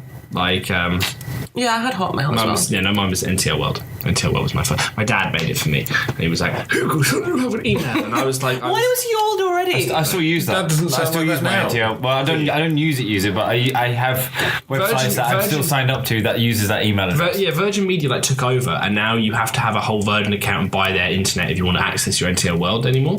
So what I do is I just use that as the fake account that when people, they're like, you have to register with this website, and they're like, you can have the NTL World. Like, no one can get into it. Spies couldn't get into it. It's filled with spam. Like, they're like, mountains of spam!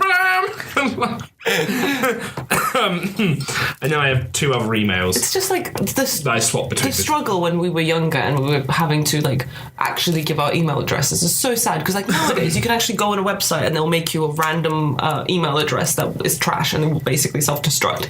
You don't have to give anyone your information anymore. I remember when first, you know, when they do those university open days and you go around and you meet all the people from the different unis, they're like, come to us. We want your money, please. At the time, basically, my NTL obviously closed down and things like that, and so then I was there like, well, I only have one email address. This is before I started my Google Mail account. I only had one. I'm not going to say it, but it was, let's just say, it was made by 11-year-old me for MSN, and that's the one I had to give universities, and it was very embarrassing. I didn't have my name in it. My NTL World, like nickname. Oh no, I know your email address. It was bad. And you remember mine. Yeah. Yes, bad. Great segment. It's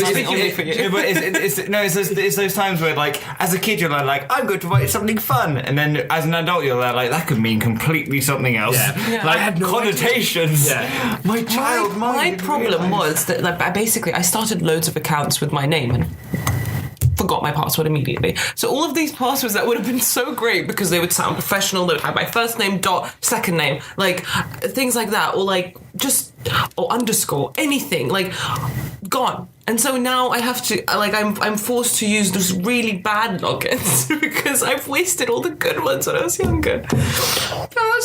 No, you haven't wasted all the good ones. Like, the amounts of combinations of words, letters, and, like, different, like, symbols, and you're there like, I've wasted all possible ones. My name must be Epic Snipes 260. Send me mum's nudes. Like...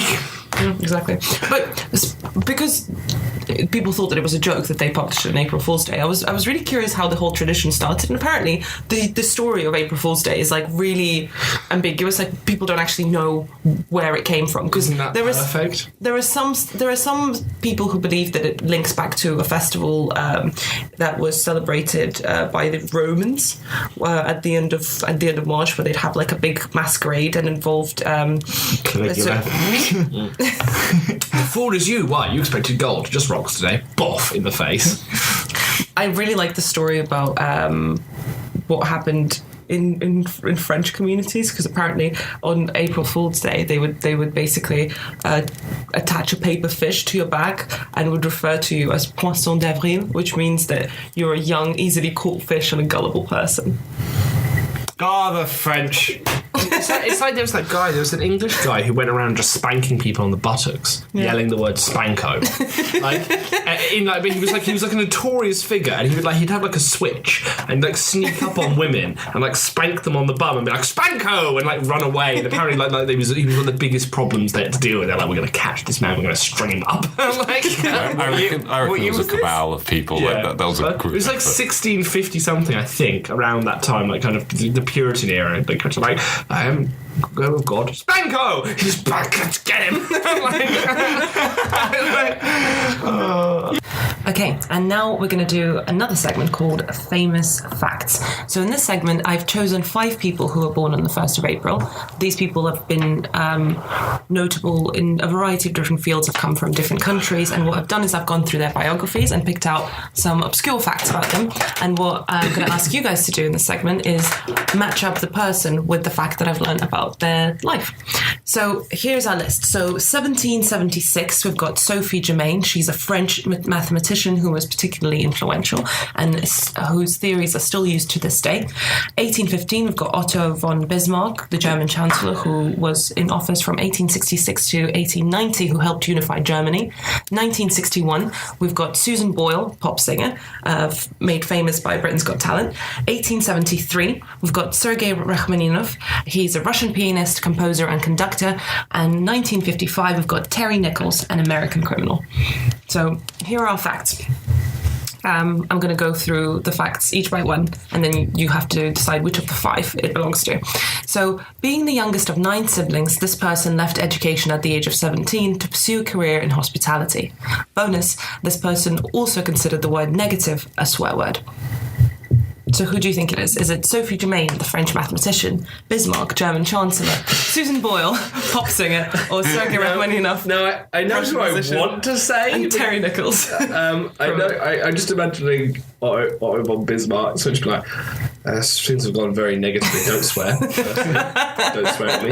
Secondly, this is way above what they taught me in hospitality school.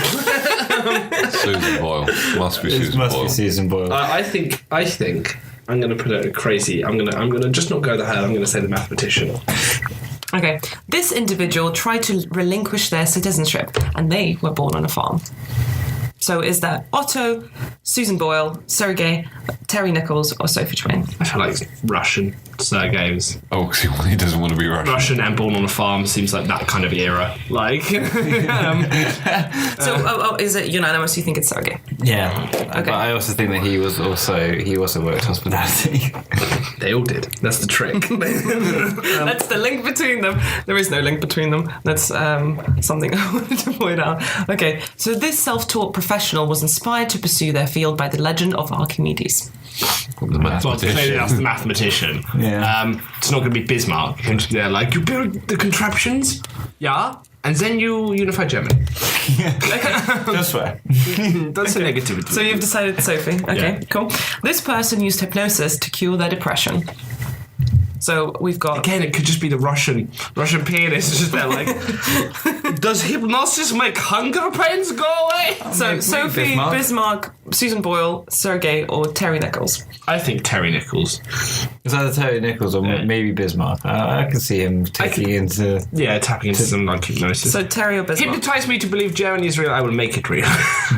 And he did. Okay, our last fact is that they were a reckless, eccentric youth who finally had to return home after the death of their mother. That sounds like something Bismarck would do. Busy Bismarck. Busy Bismarck, as they used to call him. Reckless. reckless. It was there like, Bismarck, you gotta don't just pour the boiling water out of the kettle like vertically. He's like, I'm doing it, I'm reckless. Everywhere. Okay, so I'm just going to repeat the people if you're playing at home. So we've got 1776, Sophie Germain, French mathematician. 1815, Otto von Bismarck, German Chancellor. 1961, Susan Boyle. 1874, Sergei Rachmaninoff, a Russian pianist. 1955, Terry Nichols. And our facts are, being the youngest of 9 siblings, this person left education at the age of 17 to pursue a career in hospitality. This person also considered the word negative a swear word. You guys voted for Susan or Sophie, and some of you were right. I changed my answer. I just want to point that out. What did you want it to be? Susan. Okay, you're right. It was Susan Boyle. This individual tried to relinquish their citizenship and were born on a farm. You guys voted for Sergei, but this was in fact Terry Nichols, who it was an American criminal and domestic terrorist. This self-taught individual was inspired to pursue their field by the legend of Archimedes. You voted for Sophie, and it was indeed Sophie. She taught everything that she knew about mathematics to herself using a candle. She used to sneak out at night and read through all of the library of their parents. I'm so glad that you linked that to, like, the candle so she could read. I was there like, how does she just study candles and learn maths? Like, some people can, like, this thing, when you ever hear stories like that, like, you just feel so bad and lazy. Where it's just there like, she snuck out in the freezing cold with just a candle to learn maths, and you're just there like, you've got like a teacher being like, open your textbook, and you're like, I don't want to. It's not our fault that it's easier for us. Yeah, I suppose. No, but I'd say it just. In this case, you would have to light a candle and internet. Give me a candle, I'll do it. Teach. Okay, so this person used hypnosis to cure their depression. That was indeed Sergei and not Terry or Bismarck, as you guys have voted, which leaves Bismarck to be the person who was a reckless, eccentric youth who finally had to return home after the death of their mother. So you guys got 1, 2, 3 out. 3 out of 5. Not bad. Another 2 people who were born today is 1962 Philip Schofield, of course, the legend, and 1966 Chris Evans, who of course rebranded Top Gear to be the lame Chris Evans. Yeah, the lame Chris Evans, not the lovely one. Not beefcake Chris Evans. Yeah, not like, you know, nice, all round nice guy Chris Evans, whiny radio Chris Evans. Like, so with that successful run of famous facts, if I may add, thank you very much for playing again. We're going to be moving on to a segment by Jonah, which is called Debatable. By me, owned by me. Owned by you. Well, yeah, I know. I mean, Val, you've been sat there in your hostess chair. Indeed. Because you got there first. That's essentially how that works. does that mean you're swapping seats now? No, that's too much. There's too much. There's too much. come on, we're not designing an anarchy here. But having just had everyone work together, I think it would be best now if you all turned on each other to grasp at my arbitrary whims and fancies with a round of what we've called in the past debatable. It's fairly self-explanatory. I will pose a question, sometimes serious, sometimes really silly, and you 3 have to put the case for why your idea is the best. So we've got a couple in the back of my mind, but the one I really want to see you guys tear each other's eyes out over is, what is the best way to tell a story? Is it, so for example, like, would you say it was a film or a poem or a book or a picture? A comic? That's really hard. I've got So one. we have to- we I have did pick a sense, stance. James, that you would have an I'm going to answer. say book. Oh yeah, you can't agree with each other. We should say that. Oh. No, You have to there's pick a no stance. copping out. Yeah. So say if You've we... got to fight. So I'm gonna arbitrarily go. You can't be that guy in the gladiator first. pit who's like, I'm not fighting. Yeah, I'm going to say book because not Surprisingly. many. In terms of, let's talk about like influences of these different media. Not many entire worldview shifting religions or ideologies are based off films or TV shows, based off books. I'm going to say film. I'm going to say television. Okay. Okay. All right. So James, do you want to keep going first? Yeah, books. Take the podium. Books are limited only into just the words on the page. They don't need any additional help. You can imagine whatever you want from them. They can be way more interpreted, and they can be much more your story than all of the others. So you read a book, you imagine a character, they're your character, that's how you picture them off the descriptions given. It's yours. Whereas film and TV are limited to what a team of people want to show you. Whereas in a book, you are not limited to that, and therefore the story is better for you. Could you just repeat the question? So, what is the best way to tell a story? Well, surely then it's determined by the author if they want the audience to have a steady grasp of what a character's like, or if they want it to be led to. No, but even then, that's up to your own mind's eye and your imagination. You said, say for example, people get the same description of the same character. Say you go like hook-nosed, limp, and everyone pictures someone differently in their head. And goes, this is the character to me, they're unique to me, they're to the story that I am envisioning in my head, my story. Whereas if you get film or TV, you just got the actor that plays them, no questions. That to me is exactly the weakness of book as the best way of telling a story, because it's so open to interpretation that it's not the most efficient and transparent medium of telling a story. If I'm telling you a story using film or television, visually everybody experiences the same thing. Internally, people may interpret things in their own way, but a book is too. There's too many factors involved there. If you think about telling a story, what you're trying to do is you're trying to take your thoughts and communicate them in the most uncorrupted way to another person. To me, through a book... That depends entirely on what your definition of a story is. Of course. A story, you look at how stories are founded, where they come from. They're oral traditions that were told person to person, varying every time by the person's elaboration. That is the fundamental heart of what makes a story a story. If anything, we've gone backwards by having these fixed, set-in-stone forms told from, yes, there's a lot of work that goes into making films and TV with cast, crew, everything, but they are limiting themselves. It's a chain-locked story. It's not what I would consider a true story where, in the sense, it's supposed to stay with you and become yours so you can then pass it on to others. There's nothing about that from film and TV. You are watching one person or a team of people's creative vision. It is absolutely their tyrannical version of a story they want to tell, and no one else's. You can't escape the images they show you. Whereas, yes, with books, you can only, what the descriptions you give are what you are limited to, but on turn you then go on and adapt them in your head and your imagination and build a story that you want to create. Whereas these don't give you that. They give you what you're presented, not what you would present it, with, and what you make of that. You just stay with it. And yes, you can get people to go, I read into this, I saw this, but it's not unique to you. It's not your story anymore. It's someone else's story that you just happen to sit there and be. But Saul just showed an aspect of telling a story that a book limits you. For example, you were looking for a word and you couldn't find it in your head. You wish that you could just if you could just touch someone and give them exactly what you're thinking of without being limited by words. With a novel, with any written down story, you're limited by the vocabulary. And not only that, also language.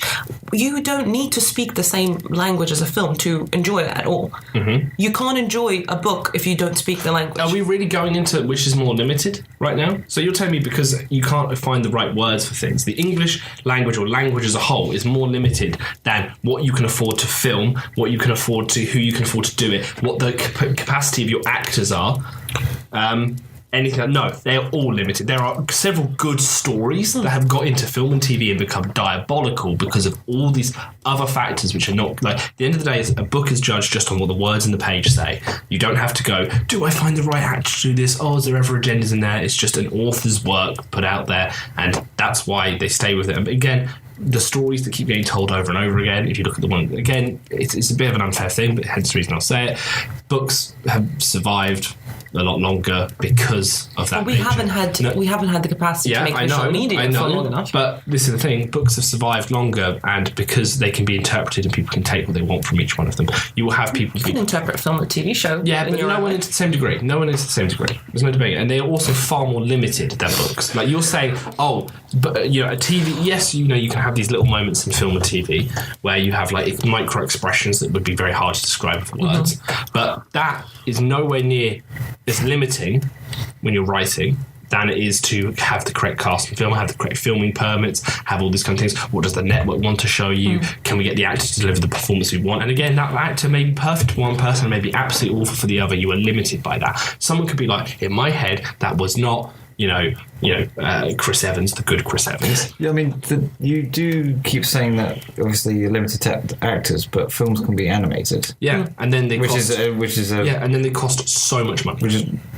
And again, no, but we're talking also, about the best way to tell a story. It's not the cheapest way to make a story. The best way to tell a story. The reason I'm bringing that up is because you started telling me that the reason books have a failing is because they are limited. So I'm then showing you the limitations of your 2 mediums. They have a failing at the moment. To be fair, the limitation that Val brought up was a limitation of what it can do.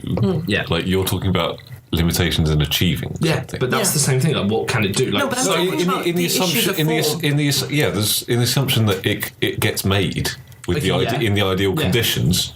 Like the cost is irrelevant. Yeah, but the thing is, it's still far more limited to what you are given with the tool you're working. You cannot say, for example, I turn around. I could describe, like, let's just say, an imploding star. Yeah, I can describe an imploding star in a book.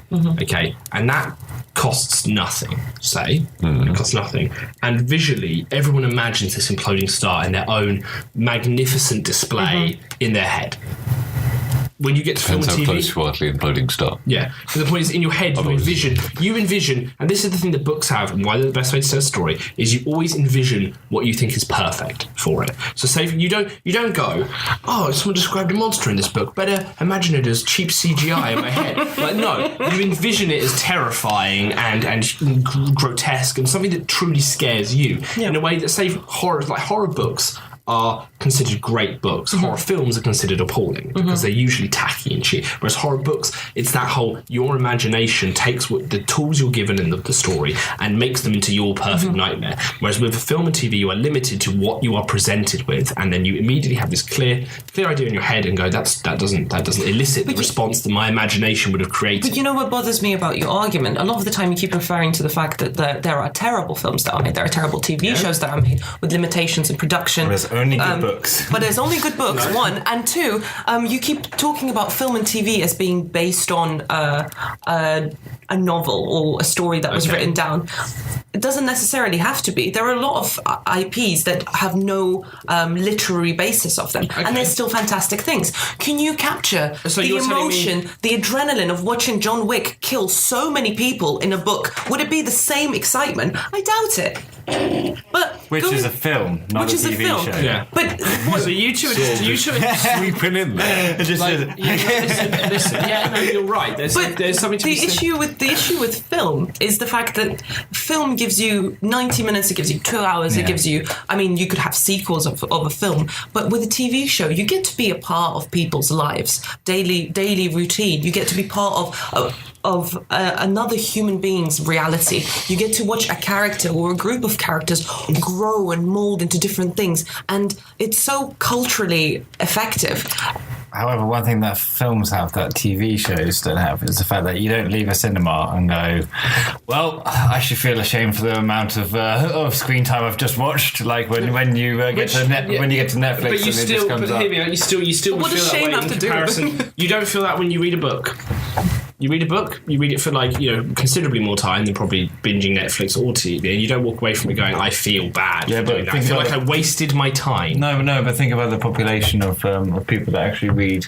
Yeah, that's a good It's point. unfortunately crumbling. Yeah, but the point is that these are more visually stimulating, and yes, but again, I think it's the reason we're not discussing which is more popular. We're discussing which is the better way to tell a story. And yes, I agree that TV and film are better ways to plate up and package something and give it to people and to tell us a story in the way that people go, I've digested what you gave me. But if we're talking about the true kind of the art or the manner of storytelling, the book is considerably superior. And yes, a lot of people are most people, I would even say now, tragically, are more inclined towards film and TV. But that does not mean that these are not two inferior forms of telling a story compared to the book. But why is No, because the book, yes, it's not as visually exciting, it's not as instant gratification, but it does stay with people and it does change the world. Not a single film or TV show has ever changed the world like books have. Val, if you had a point. But if if you're saying that it's superior, why is it that people are turning towards film and TV to receive these stories?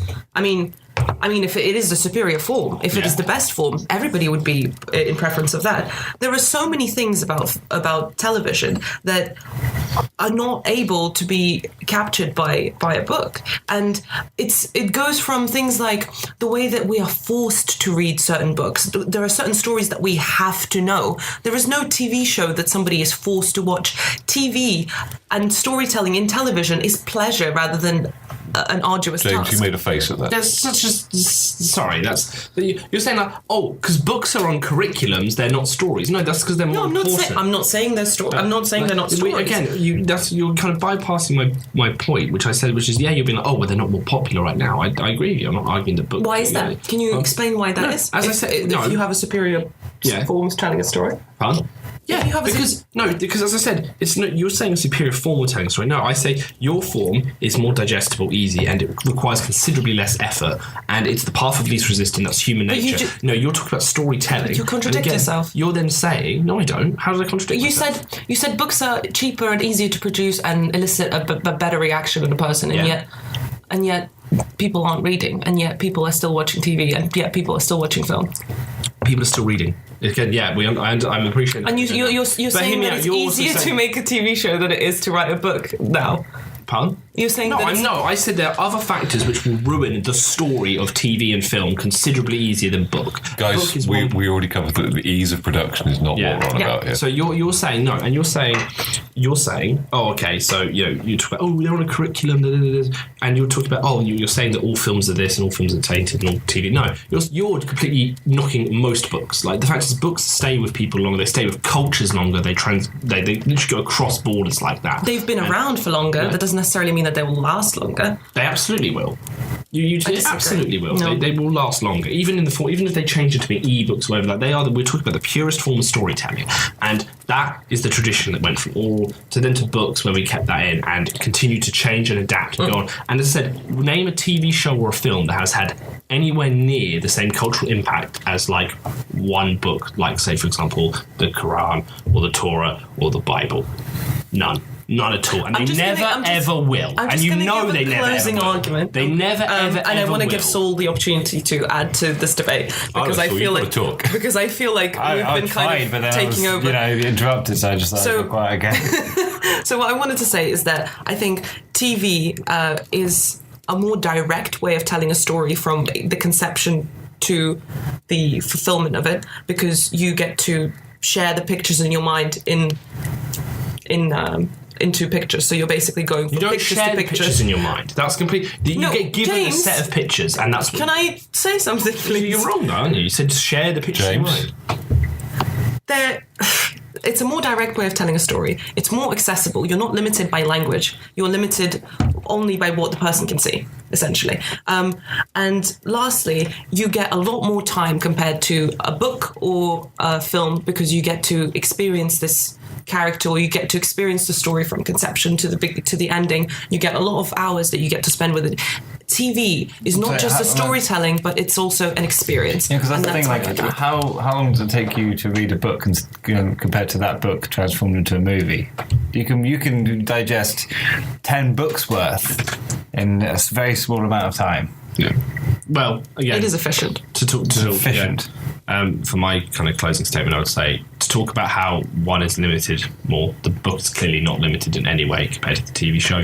The book, it's limited by language, but it's also the TV show is limited by what you can show people visually and one person's creative endeavour, and that completely overrides other people's. If we're talking about storytelling, the book is limitless. Yes, you're limited by language and some descriptions, but people will fill it in. We are human beings. We will immediately be filling in those gaps, imagining these micro expressions in the perfect way that perfectly resides with us to build a perfect story in our heads that the other two simply do not do at all. And that is why a book is superior. So, do you have a case to make? He's saying that. I really like this first debatable being the writer having the chance to defend books, when I think we should have had one where book wasn't an option to pick. I had to have something to get rolled up, and I would, because I'm surprised that no one brought it up. But James, like, well, the case you make for the book is that there's so much room for interpretation. But when you say that, are you actually talking about someone telling a story? Because in the end, the story starts as one person's vision. Or are you talking about someone reading a story? I'm talking about just what stories are. Because for example, like, as much like if you were to write a book or if someone was to make a TV show, one person has an idea in their head, and whether it's clear and ambiguous in its final form, it came from one idea, which is the story. No, no. This is what the story. James. So, as you said, a book. There is so much room for individual interpretation. Are you really telling your story to the best of your ability when everyone will have it slightly differently? Whereas if Val were to tell the same story in pictures, there could be no argument as to what she had meant. No, but that was the first point that I made. Oh, I'm sorry. I'm so sorry. I was this eloquent. I know. This is the thing. That is not how I see a story. A story is not someone your kind of a story. It only really becomes a true good story when it is both a kind of combination of consumer and author. Is what the author gives the person to then imagine on with, and that's when you get the kind of the true story. Yeah, I agree. That's a story in the abstract. It's two sides of it, but we're talking about telling the story. It's the author's job. What is the best way to tell a story? And I feel like that is it, because you not only tell a story, people all make it the perfect story in their head, which these two don't do. It transgresses what these are even capable of. Therefore, it is the best story because it will adapt and make itself more than what it could ever be under one person's vision and one person's use of language. Whereas these two things will never ever do that. They cannot escape the shackles of the medium they are created in. Whereas they do not tap into that raw imagination like a book does. No, well, that's not true, because films and TV shows inspire fan fiction the same way, which is writing again. No, I mean, which is why I'm saying people create things after being influenced by one of the visual mediums. Yeah. But hold on. If we, one of the things that I thought of is... You can't say that fan fiction's a good example of writing being the best way to tell a story. You're saying best way to tell a story? No, absolutely, because it's accessible. Whereas these are not, at all. I want to tell a story. Me, James. I cannot make a film. I cannot make a TV show. You can. No, you can. You through monumental effort. Nowhere near, as much as I'm not arguing that fan fiction is good most of the time, I can still create essentially a book in fan fiction. I can take what I feel into writing and tell my story essentially that way. Create a film was it a film called... Was it that film called Monsters, which was set of aliens invading Mexico and all the SFX were done on a laptop? Yeah. But the point is, that's an exception. But hold on. That's not common. It's clearly, if you're arguing which is harder to tell a story with, it is James, how easy is it to get published? Incredibly difficult. Yeah. But it's not hard to get your work out there, whereas it's much harder to get TV shows. You can make YouTubers film student film projects. How is this even are we arguing? This is a debate because this is the segment. No, because you two are sitting here arguing with me that there is more. It's easier and more to make videos and film than it is to write. We're not. And the argument's not about ease. It's about communication. It's about a story. It's a whole argument that points into why it's the best storytelling. Not only is writing of books the easiest to actually tell your story with. Yeah. It also transgresses what yours cannot do to make a better story. And it is also the least limited. Absolutely. No. So it is the least limited. It is absolutely the least. You tell me if I can tell my story better by writing or by going to a production company, having to do that. Absolutely, it gets completely bogged down and warped and changed into a story that is not the best. So even for the original author with the vision, which is what Jonah said, yours too become considerably more tainted with invested interest immediately and break away from that pure vision. The closing statement. One thing I just wanted to say before Jonah decides inevitably who wins. James took the easy way out by choosing book. No, because why are we having to go? I was given the option. Guys, defend the one I prefer.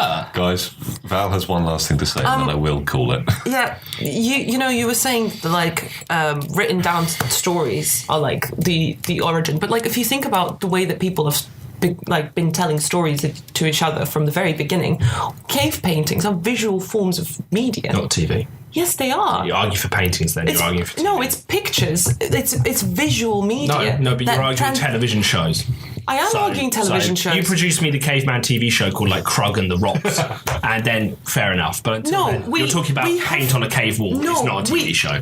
No, but I'm saying that... James, the war has spilled over from Czechoslovakia. It's now involved most of Europe. Some things are just going to get dragged in. Yeah, cave painting. No, look, cave paintings, it's like pictures. It's easy to take an idea from your mind and turn it into moving pictures. And It's all the 1920s when we And when we had cave paintings, we were savages. But when we started writing things down, we created laws no. and civilization. So And oral storytelling, arguably. So essentially, your argument boils down to unwashed barbarian, Nebuchadnezzar II. Book wins. Book wins. Book does not Book win. wins. That's a TV show. TV shows. Laws are books then. TV's king. Create civilization. TV's king. I haven't even got into that. No TV show governs law. Give it time. Yes, it does. Like, I honestly, I feel like if I call it one way or another, the other party might lynch me. My only friend here is Saul. To be honest, I felt like you gave us the option of what is the fastest way of getting around, a bicycle, walking, or a car, and James shouted car. And then we were there like, well, we have to argue with sticks and stones. Well, I was hindsight is a wonderful thing, isn't it? So I had comic books in there. I thought he might take that. I had paintings. I had poetry, which I knew no one would ever take. I can't. To be fair, can I change my argue? Argue. I change argue. Do you want to make from movies to just to verbal stories. Yeah, oral To be tradition. fair, Oral tradition. Before books. much as you complained about Val bringing in cave paintings, you started with oral tradition, which is not written down. Don't start out from a cave painting TV show. Okay, Jonah. Decide. I don't want to decide. Do it. I'm on books if we're doing a vote. But that's not because James is right, it's because it is. I just always have preferred. James is not right, but I agree. No, I don't agree with James, but You're toxic, James, is what you are. I felt like I presented my arguments all right. Like, I think I had solid points. I think I was quiet, which is nice. Yeah, you were. We saw. I was there Anyway, like films. a debate was. I was there like, what's good about They're films? shorter than TV. So to be fair, when I came up with this debate topic, I did have in my mind that, because we've had similar arguments I wanted to go for before. a hard one, and then just went, oh, okay. It was- yeah, you tried to play as like Liberia on Hearts of Iron, and then they're like, well, it turns out I can't box with the Comintern and Nazi Germany. They're just going to go at each other, and I'm going to sit here and be like, let's build a factory one day. Not today, though. But I mean, Val, I'm sorry, but I think I'm going to have to go with James. I think Because books, otherwise we'll sulk books for are the the rest of the best show. way of Show. Good show. Jolly good show. books are the best way of telling a story. Yeah. Jolly good show. Also, like, the thing is, I can't not pick it. Like, I want to be an author. Like, Well, I can't not pick TV because I want to work in TV. TV's lame. I mean, but having I like films. I mean, we all do. I was there just like, film, TV. Well, actually, I shouted film. But Having resolved that one, do we want to call it with debates, or because I have a goofier one that we could. goofier one. Goofy Goofy one. The So- Goofy movie. So I was thinking about this because like we're a young, struggling channel, like a little podcast. We're trying to scrabble our way out of the dirt into the canopy with the big boys. Like books did. Fucking lame. Books can't scrabble. That's cave paintings. Scrabble. That's a way of telling stories. What?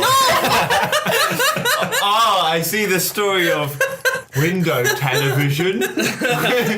Systematic. Caterpillar. The plot thickens. James, you do love the room for interpretation. Yeah. But so I was thinking, like, maybe we shouldn't just rely on the podcast to get us going these early stages. Maybe we should have a sideline. So what I put to you is that What's better, being a DM or being a player? what I'm saying to you is that just for these early days, I'm not saying we make it a permanent thing, but just to get us off the ground, late shifters should make a sideline in organised crime. Okay. So what? Reasonable jump. So what? I was inspired by the Bonnie and Clyde thing actually. So what I want to know is, if each of you were to put yourself forward as the leader of our little organisation, what would your racket be? Like, what's your signature? What's your gameplay? And what makes you the best criminal gang leader? Okay. I'll go last as I yell books first. So Saul? Table's yours. Oh, great. Why I'm Think on your feet, Sil. I think it's the fact that one, experience in management. You know, I'm good at leading a team. What's your crime? My crime. He can get clapped when he wants to get clapped. Maybe Maybe there is no crime.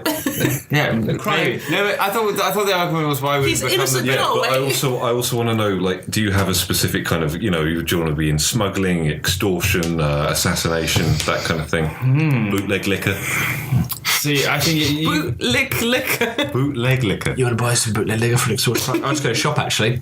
Rats. Damn, 90 years too late. Sorry, Sil, go on. well, good. I get to continue with So why. you're sat at a table with these two and me, and you want to not get interrupted? You're in the wrong place. No, not the fact that I interrupted. What would my crime be? That's a very good question. Does anyone else go first? No, you were there like, I want to go first. No, I don't. He James- elected me. You were there like, I wanna go last. He was like, do you know what? Saul's never done debatable before. Let's make him speak first. Okay, I was there Rich. like, yes. Val, I don't think that's fair. James, I think it's might have more to. fair than me. Thank you. James, I it don't might wanna have go. Because like Saul's new do I to have this. to go first? You might have to. Okay, I'm gonna put it out then. I'm gonna do wild card. Tax fraud. That's the racket. All right, and why are you best suited to lead a does that gang of require tax gang? fraudsters? They're accountants. This is why, because only I have the vision to know there's a problem. White collar crime is everywhere, stealing millions, billions every year, but it's done by greedy people, little bubbles. Get it organised, get it racketing up, control the global economy, new world order. Pyramid scheme. Who's on top? Illuminati, me. Why should I lead it? Because you need to be crazy to organise this. You've got a load of Patrick Batemans across the world all trying to dip their toe. You have to rely on their greed, and only I am cunning enough to play these people off against one another. And also, when we do get caught and we've embezzled billions, we'll go to jail for like 2 months because it's white collar crime and no one cares. You know what we'll do? We'll just reshuffle around the corporation. We'll get an outsider, put them at the ringleader, and then we'll all blame them. Done. I'm going to go into the business of pharmacology. So I'm gonna go very, I'm gonna have a pharmaceutical company with where we provide pharmaceutical solutions. However, we're gonna Are they bespoke? They're bespoke pharmaceutical solutions, and we're gonna hike up the prices because people can't live without medicine. Especially if you're sick, you need it, and we can set the price. We can do that. But how are you getting rid of all the other forms of medicine? The actual cheaper forms of medicine, We buy them out. By Sainsbury's and Tesco's. buy them out. And World Health Organization. Okay. All right, so Val, Ambitious plan. what- Got to spend money to make money, guys. what makes you best suited to run this little operation? I've done science in school. Did you do triple science? I actually did international baccalaureate. Thank you very much. So I think you'll find. Science. I don't think that It doesn't count. exists. Doesn't mean anything. That's just a word that people who didn't do triple science make up.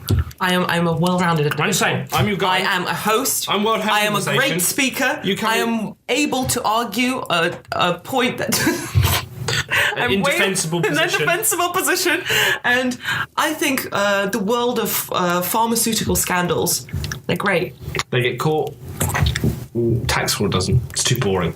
You not giving drugs to people who are dying. That's a newspaper-worthy thing. You're going to jail. You're going to special Did jail. you watch the second season of Sense8 when the girl found out that her If you're gonna that base- her boyfriend if you're gonna base her boyfriend anything- was selling bad drugs to Literally, poorer companies. I don't. poorer Can I just say this? I'm going to just rest my case. I feel like I no longer need to argue. You've brought Sense8 into it. Automatically, you lost. Saul hasn't declared.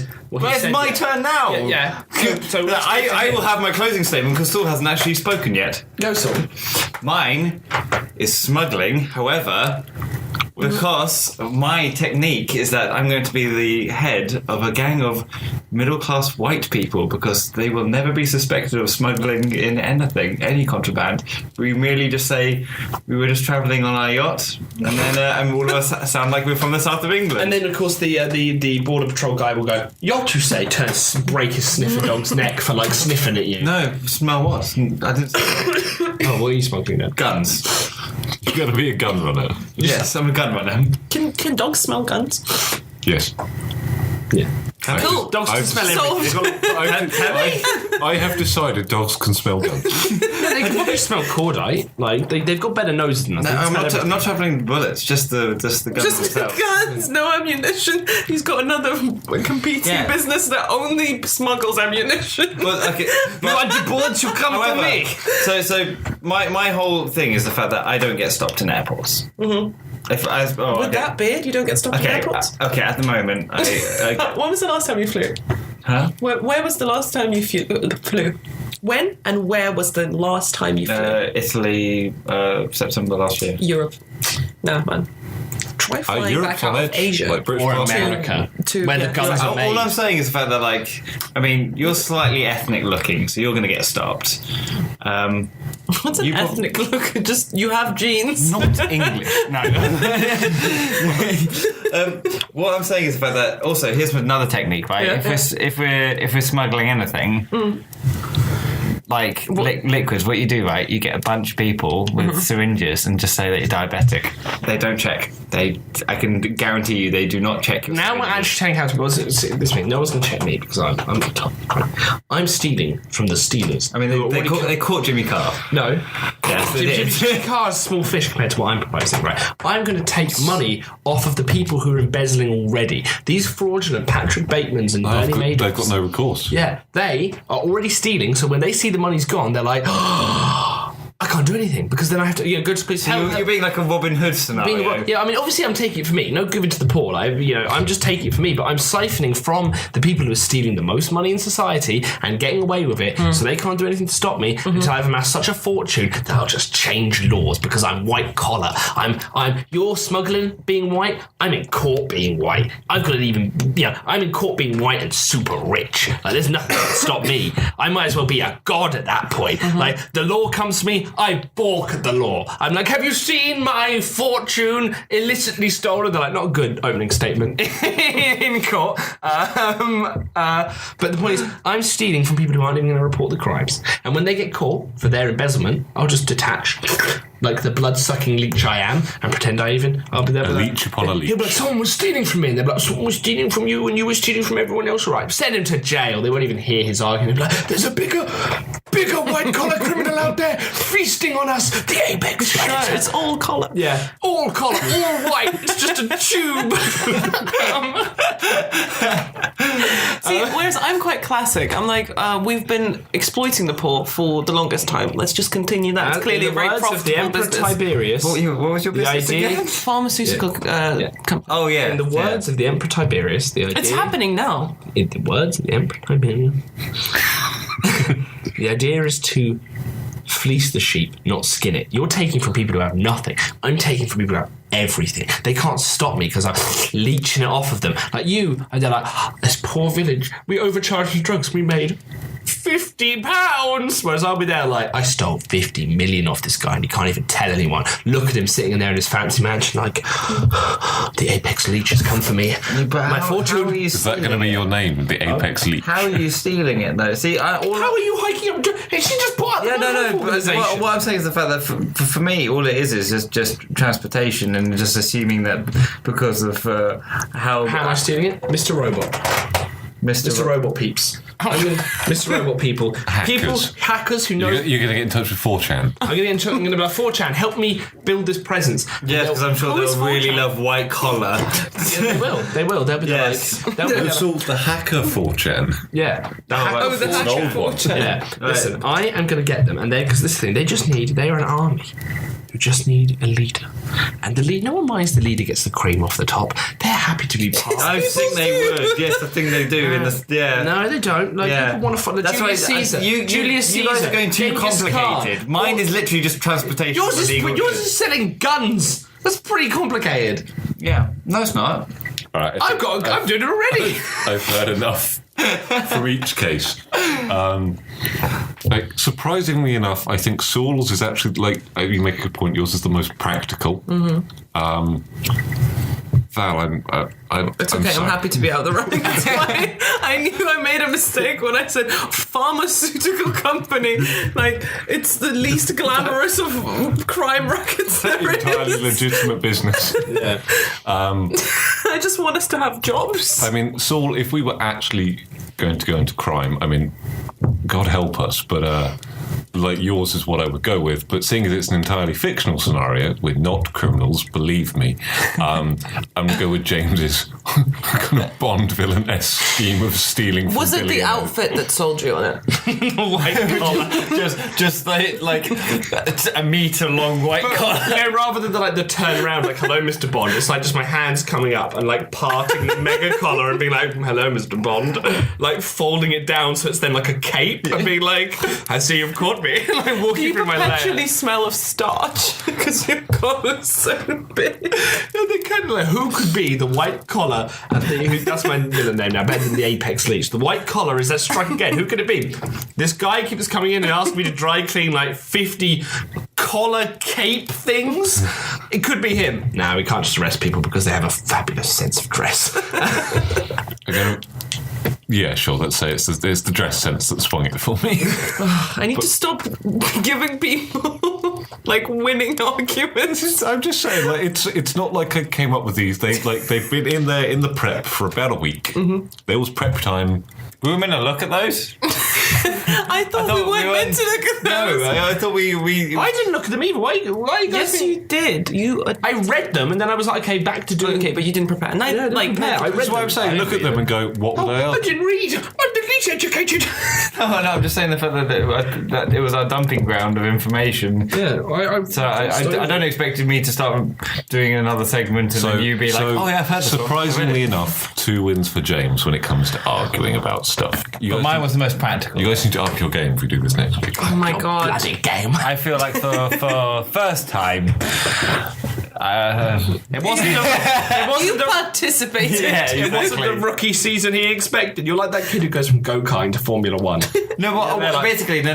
This was a race, right? No. It was a race, right? And instead of just like taking a step and breaking my ankle and collapsing, I at least walked to the end of the finish last, but walked to the end. Why I use Formula One is this: like they put you in the because obviously you've just come up from the go-karts. They put you in one of the lesser teams, so you didn't stand a chance. They're like, I'm a good driver, and they're like, yeah, but your car run on Flintstones technology. That person's there driving essentially a jet with wheels.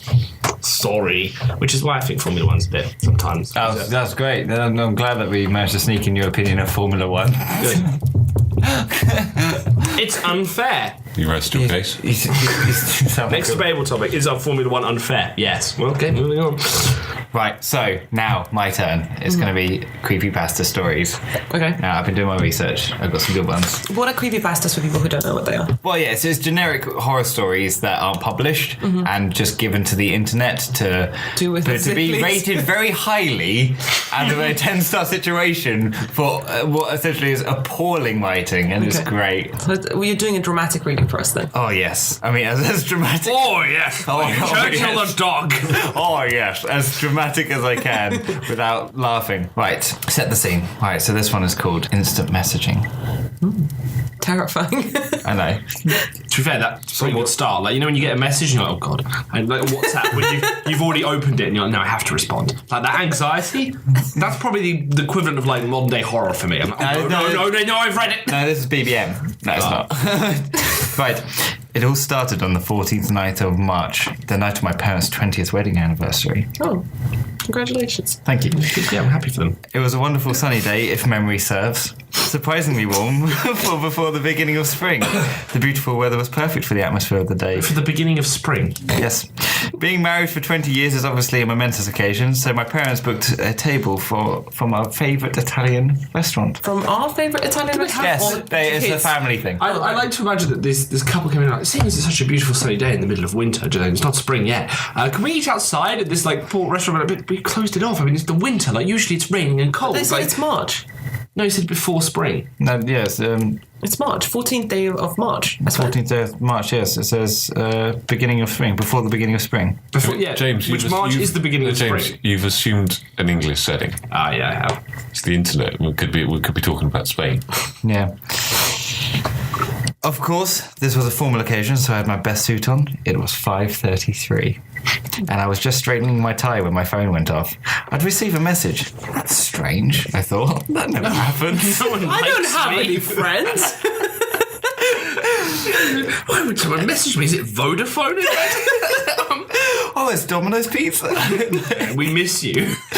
I checked the message. It was for my mum. It was quite a jumble of numbers and letters, but through the vocabulary stew, I could make out the legible phrase, "Please help me." It should go without saying that this worried me greatly, so I immediately replied, "Are you okay?" Just as instantly, I got another text which read, "Oops, pocket text." I sighed with all the relief I had and continued to prepare myself. All the relief I had. Harry, are you okay in there? You sound like a turtle having sex. Relief. Hold on, right? So they're getting ready to go out to this Italian restaurant. Surely they're in the same house, or are they leaving from separate, different locations? No, it's a 20th wedding anniversary. The guy's in his 20s. Well, no, that doesn't make sense. Shotgun wedding much. So I'm just thinking of my own parents. Don't. No, I doubt. Like, I see what you mean. I doubt he was still living with his parents. No, Okay, fair enough. But you know what my thing is?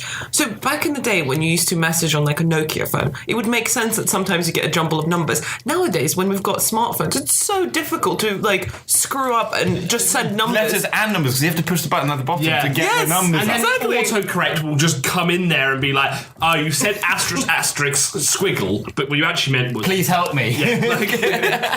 Right. Oh my god, does she try and send it? Well, we'll find out. For SOS? Yeah, There's a story will continue, yeah. Yeah, She's in an avalanche. He gets an audio message of just ba ba ba ba. No. A few minutes later, I received yet another text. This time from my dad. I checked the text, and once again, it was a massive mixture of letters and numbers with the phrase "Please help me" concealed within. Creepy though this was, my dad was always a joker, so I presumed he was just joking around. He worried for his mum, and it sounds like, "Oh, you're all kidding." This cliche and everything horror, where it's like, "Oh, they're a bit of a clown, so of course they pretend to be decapitated." Yeah, until I was sent another text saying, oops, pocket text. Now, this sparked panic. Pure, unmistakable panic. Just running around his room. The relief gone. He's hiding under the bed. Exactly half a minute passed when I received the exact same message from my sister. Can I just ask? Exactly 30 seconds. When you He was set, counting. When you set up panic, you don't want to immediately follow with like, but I was keeping exact timings. Like, while screaming, panicking, heart palpitations, I was watching my watch the entire time. Like, it's been a minute and a half. Beep. Interesting. A minute 33 seconds. What is this? Like, It was exactly half a minute past when I received the exact same message from my sister. This could not be coincidental. It just couldn't. it said, "Please pick up pizza on the way back." It was coincidental. In a state of sheer anxiety, I started to run out to the restaurant. I made about a quarter of the way there before I was stopped by the police officer. Main road closed, he said. Huge car crash. That's the officer would put it. Well, absolute humdinger down the road, mate. This was the exact moment I realised just what had happened. I demanded to see the wreckage. A surprise, a request I'm surprised was allowed. Because they're like, so you go into the police... I demand to He went see to the the police officer and was like, road closed, and he was there like, but can I get past? He's like, yeah, sure. I'm not a police officer, actually. I'm just a strippogram. Why would they put a police officer there to stop people going there and then immediately first request would be like... I demand to see the wreckage so I can jack off to it. Okay, off you go, mate. Whatever you're into. I demand to see the wreckage, yes. When I got there, it wasn't the remnants of the car that caught my eye, not the flames billowing from the destroyed vehicle. No. I was horrified to see the lifeless corpses of my mother, father, and sister. I asked for the estimated time of their deaths. All of them were killed instantly by the collision at 5:32. 1 minute before the text. The car is still on fire. The coroner clearly hasn't been like, time of death, coroner. Yep, just put my hands in the blaze. Looks like like definitely about 5:32 from the flaming corpses. as well. Yeah, they'd be like, I don't know when they hit. Guess what time is that? Like, the car's on fire still. There's just someone no equally way. anal about time who just happened to be No, with just watch out. When do you reckon they died? I am the witness. I watched them die. They were saying, please help me, please help me. Then the car blew up. I didn't help them, by the way. At 5:32. And I know because I was watching my watch just going, hang on. Bang. There we go. That's the time of death. Knew this would be helpful. Apple Watch. And then there were just so many things in the story that I just absolutely love. Like the fact that the police officer, you're like, huge car crash, and he's like, can I see the wreckage? He's like, yeah, sure, this way. I just like the idea that he didn't try and drive to the place. Like instead, he just ran down the road ferally in a suit. And there's this police officer big car crash down here, and then just turn around hearing this guy who's running with pure anxiety, like, in his suit, like running down the road. The guy's like, excuse me, it's been car crash down there. I don't want to see the wreckage. And just runs past. He's like, you got that. Coroner says they died about 5:52. He's already put his hands in the inferno. staring like a bomb suit. Yeah, just had Is there more to the story? No, that was it. That was the end. Yeah. Oh. I know. All died. Cool. That's how They all died, but no, who's getting the texts? The Later. texts were 1 minute after they had died. Yeah, spooky. That's spooky. Spooky. It's spooky that the ghost wrote for all three of them. Yeah, and was also had the decency about, pop it, don't want to bother him. Yeah. Actually, we're already dead. We shouldn't bother him. Sorry, pocket dial. Maybe they have a genetic thing in their family that, like, when they sit on their phone, they manage to spell out that entire message. They had the perfect curvature of their asses. It's like the family tradition. I know Bobby died. Well, he died sitting down because he sent out, the old message we all send. Right, so the next one, guys. Yep. This one is called "It Started as a Leak," and that's with an A. E-A, not The Edward Snowden story. It wasn't. Not the A leak as in the vegetable. Oh. No. I wish. EA is a leak as in water dripping. Not just like it started with a leak. It was aggressive. Straight away. It was a great It wanted stew. blood. Fantastic stew. Right. The rainy season. See, I thought, switch the weathers. The rainy season began in early summer, and June had been no exception. It did not surprise the man when he discovered rainwater dripping in from his dining room ceiling. Lucky man. Got dome. Lucky man. How run down is his house where he just another big old leak? Yep, this is why I bought industrial-sized buckets. Yeah, it did not surprise the man. Shrugging it off, he placed a tall pot beneath the leak and expected it to stop on its own. In rainy season. That's how leaks work. Like, don't worry, it'll stop on its own and then it'll be done. It will seal itself back up. Looking at the leak like, you'll get bored before I do. I got plenty of containers. However, it continued to rain, obviously, and before The man instantly realised his folly. before he knew it, the pot would threaten to overflow. I'm going to overflow, It's like, don't do it. He had to dump the water out first thing in the morning and straight after when he returned from work. Eventually, he had begun to notice water damage at the source of the leak. Surprisingly enough. The white ceiling had discoloured, turning a dull shade of brown. He checked the weather and realised that it would continue to rain sporadically over the next 10 days. Is this just a bad story about, like, why not to just put off things? Like, That's the horror. Yeah. The man was worried about the ceiling. Now. Meanwhile, sorry, that word doesn't. That's not a word. Worried about the ceiling and it's becoming an expensive repair. But he called a local handyman. Unfortunately, the man could not sign to have the repairs done, as only his landlord could. It was a frustrating policy. The man called his landlord but could not reach him. He left a few voicemails detailing how the damage was becoming progressively worse. The man was clueless as to why his landlord was not returning his calls. They usually keep in touch, speaking at least twice a month. Finally... Why? Are they friends? Hey, buddy. Still living in the house? Yes. Damn. I was going to rent out to someone else. Yeah. Do you mind if I just rent it to someone else as well? No, I would prefer to live by myself. Finally, he reasoned that he would not be held accountable for any damages sustained. One night, the man was startled. Just love this man living in this rotting, wood-soaked, like water-stained carpet. Like, he's given up with a bucket. He's just there like, I don't have to pay for these damages. You're living in filth. Like, deal with this. No, it's no skin off my teeth. So the one night the man was startled awake by a massive thump. He quickly turned on the bedside lamp, and just vaguely he could see an overturned table and a large shape lying across it. He sprinted out of his apartment and called the police, gagging at the smell. The man sat in the police station with a blanket wrapped around his shoulders and a coffee mug resting in his hands. He did know one thing. There had been a dead body in his ceiling, and the water had saturated so badly that it caved under the weight. So far, the body was unidentifiable due to the rainwater and was being autopsied. While the man waited, he called his landlord and finally reached him. Picking up, he explained the situation. His landlord was obviously alarmed. The man pleaded for him to come to the station. While he made a statement, the man paused as the detective crossed over to him, and he lowered his phone, wondering if the body had been identified. His blood ran immediately cold, and he shook his head with terror. The body belonged to Richard Thomas. That's not the end of the story. His landlord. And he had died over a year ago. Which is weird, because obviously they were keeping in touch for the last twice a month. That's the spoopy bit. That's not the thing that disturbed him the most. If his landlord was dead, then who was pretending to be him? No, if his He'd actually died, and he's sending messages, being like, "Help me." Sorry. We're keeping in touch. Yeah. See, he keeps sending me these weird distress signals. I just tell him we don't have that relationship. I don't know what to say about that one. It's just so. It's one of those internet phenomenons. You're like, why? Why? When people are like, and then his hat was actually his head. Okay. Should I do one really, really small, quick one? Go on. Just the fact that It has been incredibly enjoyable. Thank you.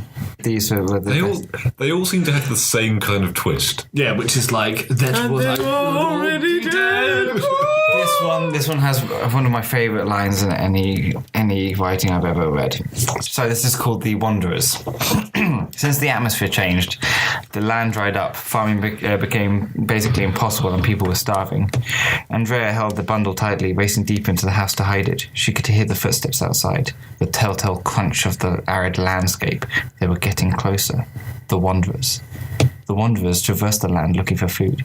They were vicious. They would kill for beans. Not for anything else. Same. That's not the line. I'm too excited for the next one. I will kill for beans. They would kill for beans. Oh my god! That should be like a homeless person's sign. They'll kill for beans. I like it. If this was like a trailer for a film, like, like the arid crunch. It's like some guy who's like a survivor, like the Wanderers are coming. They'll kill for beans. But any beans though, not even just Heinz. Sainsbury's basic, mate. You got beans, you dead? Chickpeas and water. Don't know what to do with them. They've got 5 pounds. What do you mean you don't know what they do with them? I guess they eat them.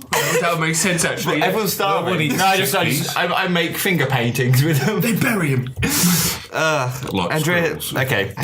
So they would kill for beans. Andrea shuddered, feeling a nervous trickle of sweat skate down her spine. When she reached the closet, she knelt down and pried open the trap door with her broken, bloody fingernails. Is there another piece of sweat telling it that it can't skate there? No. I must see the wreckage. She yelled. Part of the same story. No. They're all connected. Yeah, they're all connected. This is actually the sister. It's a shared universe. Yeah. She laid her bundle in the floor of the trapdoor and covered it. She raced back to the living room just as the Wanderers broke down the door. Heard you had food, one said, licking his lips. Is it beans? Is it beans? Give us the beans. Oh no, it's my Heinz! No, Andrea shook her head vigorously. No, just steak. Oh, let's go, lad. A jagged, toothy smile lit his face as he reached out a trembling hand to point. You lie! He hissed. I can smell the beans on you. I have nothing! They stomped through the house, finding nothing. She was telling the truth. No, they turned to leave. They left with a good day. They turned to leave. My baby's cry broke through the silence. I knew you had food, he smiled. Nice. Was the child full of beans? I don't know why. What the thing is like? Isn't a baby just like a bean version of a human? Yeah, it's just a really big bean. All babies are just one really big bean. And on that we shall found the new civilization. But I just love the idea. Just like someone wrote that down. Just like, okay, right. What's terrifying? Right, apocalyptic kind of scenario. Starving kind of,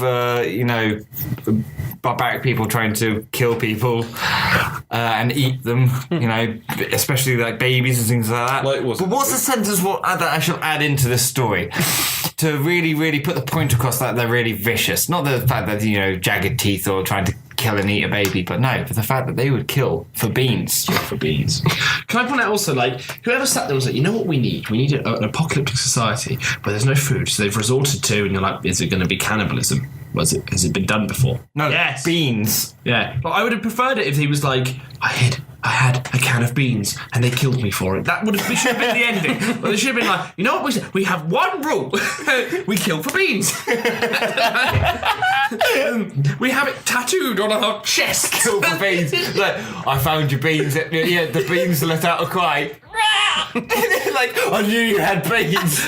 Messing up the floor, boys. Vietnam like helmets, and they've got like born to kill. It's like kill for beans, like walking around the wasteland. Like, see, I would have preferred if they were like the faceless men. You could hire them with a can of beans. Oh, like, you leave a bean out by old Hangman's Rock. The wanderers will find you. You gave us chickpeas, not really beans, but close enough. Like it's in a can. They're kind of round. No, we had a big debate. We decided. You kill for beans, but you maim for chickpeas. Afraid chickpeas only buy you one maiming. But on me, yeah, that's how we work. Who uses you? What about garden peas? What do you get for that service? Nothing. You get like a rock thrown at someone. Yeah. Oi, bitch! You get heckling. Yeah. Cat called. Thank you so much. Matt Johnson. Yeah. You're looking good. Leave me alone. So thank you so much for those wonderful stories. And thank you, darling listeners, for coming to our late shift. I am Valentina. I'm still Jonah. I am meanwhile Saul. And I guess I'm James. Thank you. See you next week.